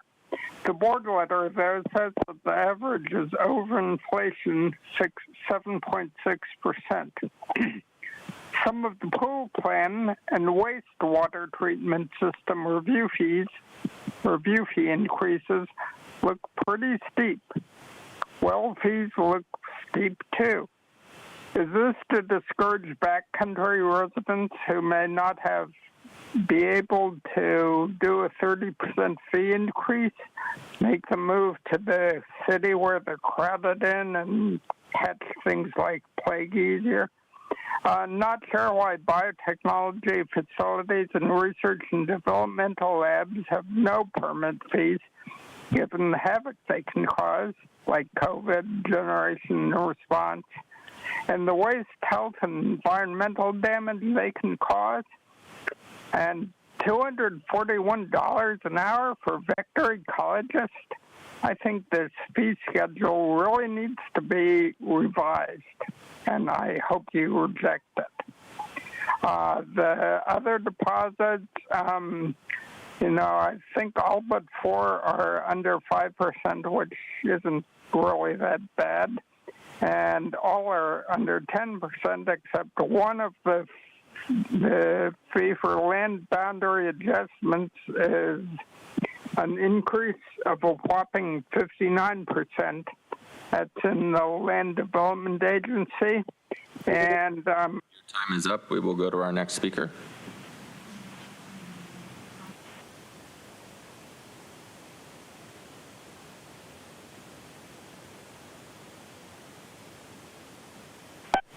Truth, we've gone from political fluff to being feed to death.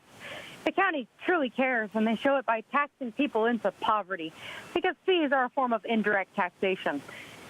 Today alone, there are 368 fee increases plus 108 deposit increases, costing people about $5 million more.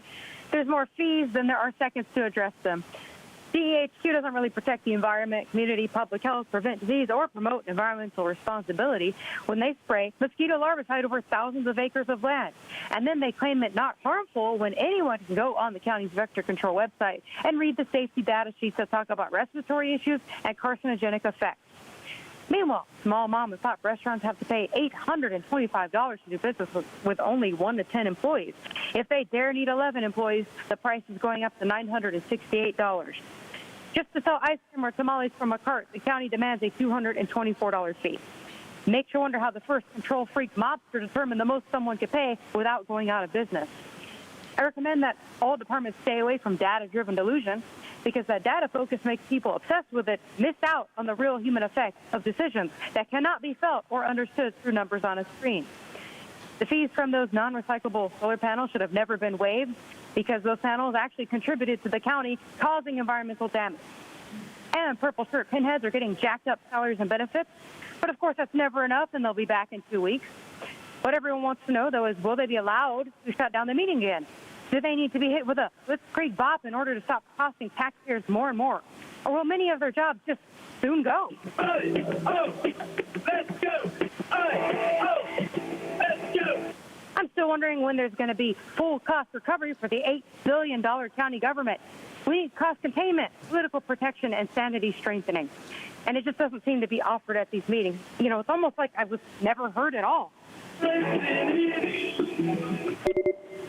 Thank you. Your time is up. And Chairman Vargas, that concludes public comment on this item. We will now, on behalf of Chairman Vargas, we will now turn this over to Supervisor Anderson. Thank you, Madam Chair. A year ago, when this came up before, I had an issue in my district. Our septic program was far behind. And I think that so often we're so critical, and when people do good things, they deserve accolades. And I just want to reach out to Heather and her staff from DEHQ.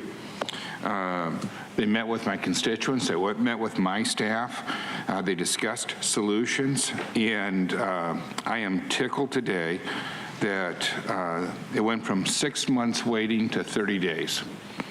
That's remarkable work, and I just want to tell you how much I appreciate that you took the time to listen to people.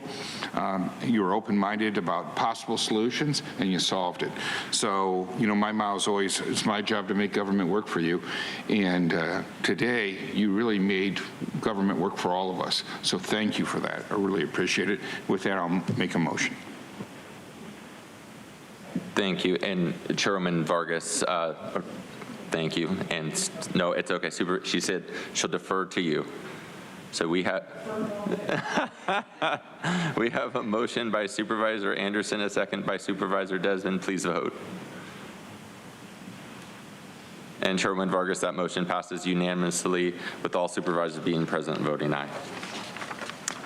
We will now go to non-agenda public comment. For the remainder of the public speakers, we have 9 total requests to speak on matters not listed on the agenda. three individuals in person and 6 requesting to speak by phone. For those that have requested to speak via phone, if you could please dial into the conference line now using the instructions that were provided to you. We'll begin with the in-person speakers. Again, as your name is called, if you could please come forward and stand against the east wall under the murals until it is your turn to speak. You'll have 2 minutes to address the board. I'd like to invite forward the following individuals: allegedly Audra, Consuelo, and Gambler.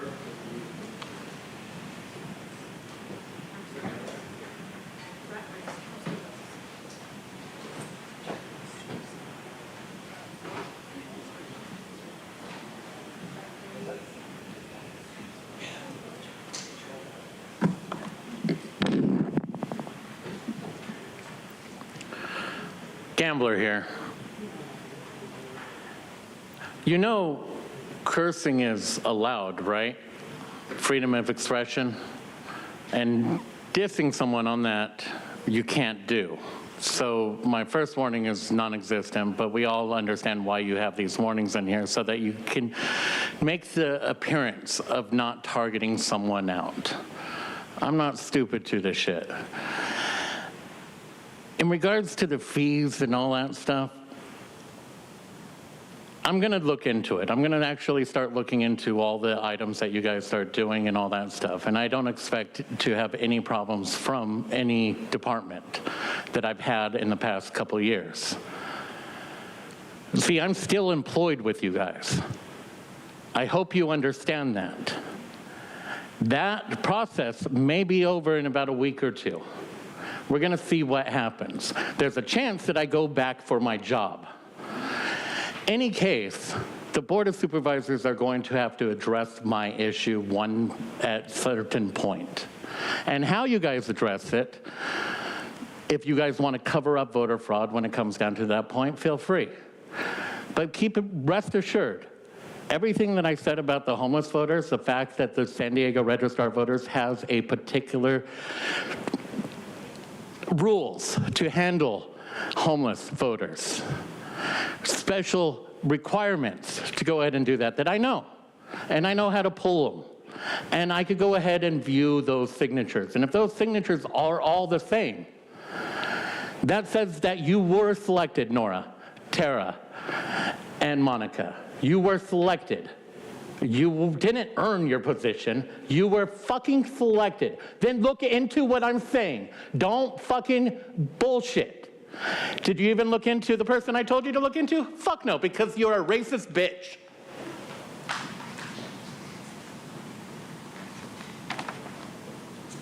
Allegedly Audra or Consuelo.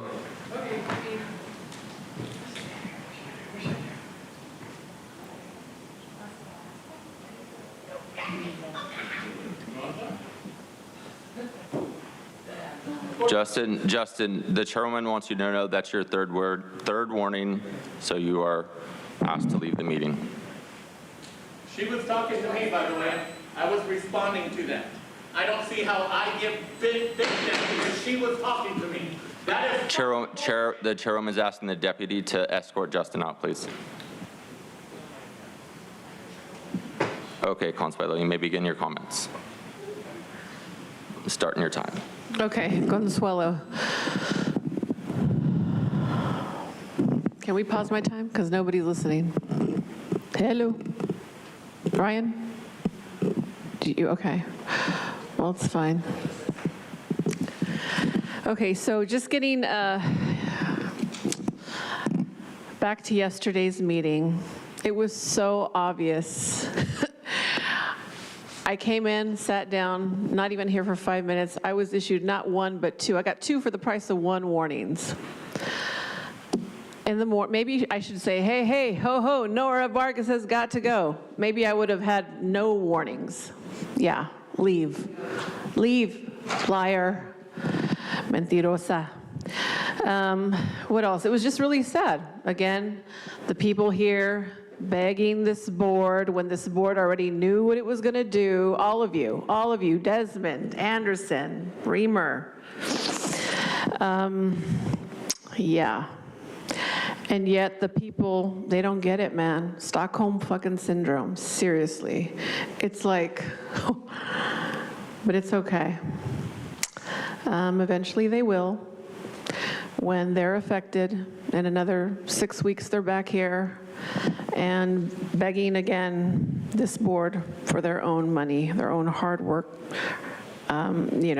tax dollars that they have contributed. What else do I have? Ooh.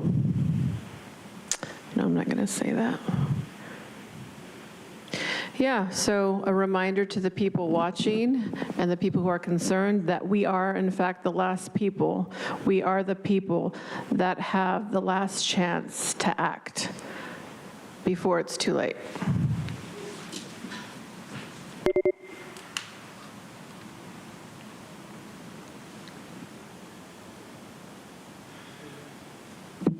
Person uses the name Audrey. It's so sad that there's such a charade going on in this life that we live in, and there's all these constructs that are put up around us to make us feel, like this dais, right? And like you guys are higher up, and yet you're supposed to represent the people, but it's like having an attorney that's supposed to represent you, and then when you go before the judge, he's like on the other side and not doing anything to help you. And it's sad because, like, when I first started coming in, when I first was like, what is the Board of Supervisors? I'm going to go in and they're going to listen. It's going to be great because, like, that's what they're there for. And I learned very, very quickly that that is not what you guys are here for. And it's sad because even just like the things that went on yesterday, I've been assaulted and arrested for less. And then that can go on and no big deal. Everybody just kind of walks out. Oh, we'll just let the sheriffs take care of it. And we have to have the sheriffs call people in because it's a safety issue. It's just interesting because, like, nothing will happen if I get the shit beaten out of me by a grown man. Still have to walk with a cane because it's like, I'm doing better than being in my wheelchair. That's good.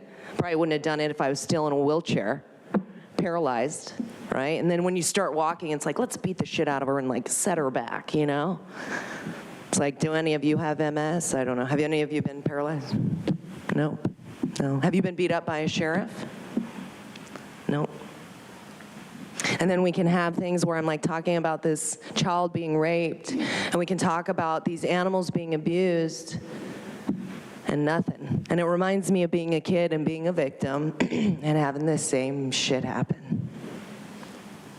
Ain't nothing happen. That's why I will fight for all these children, because you guys won't. And it's sad, because you won't even fight for us, the people that you're supposed to represent. Thank you. And not seeing any callers in the queue, Vice Chair Lawson-Remer, that concludes the request for non-agenda public communication this afternoon. Great, thank you. We'll adjourn the meeting and move into closed session. The board will now recess into closed session to continue consideration of those matters listed under item 36 on yesterday's agenda. If there are any reportable actions, they will be reported out after the conclusion of closed session today. The next regular meeting of the board will take place on Tuesday, May 21st at 9 a.m.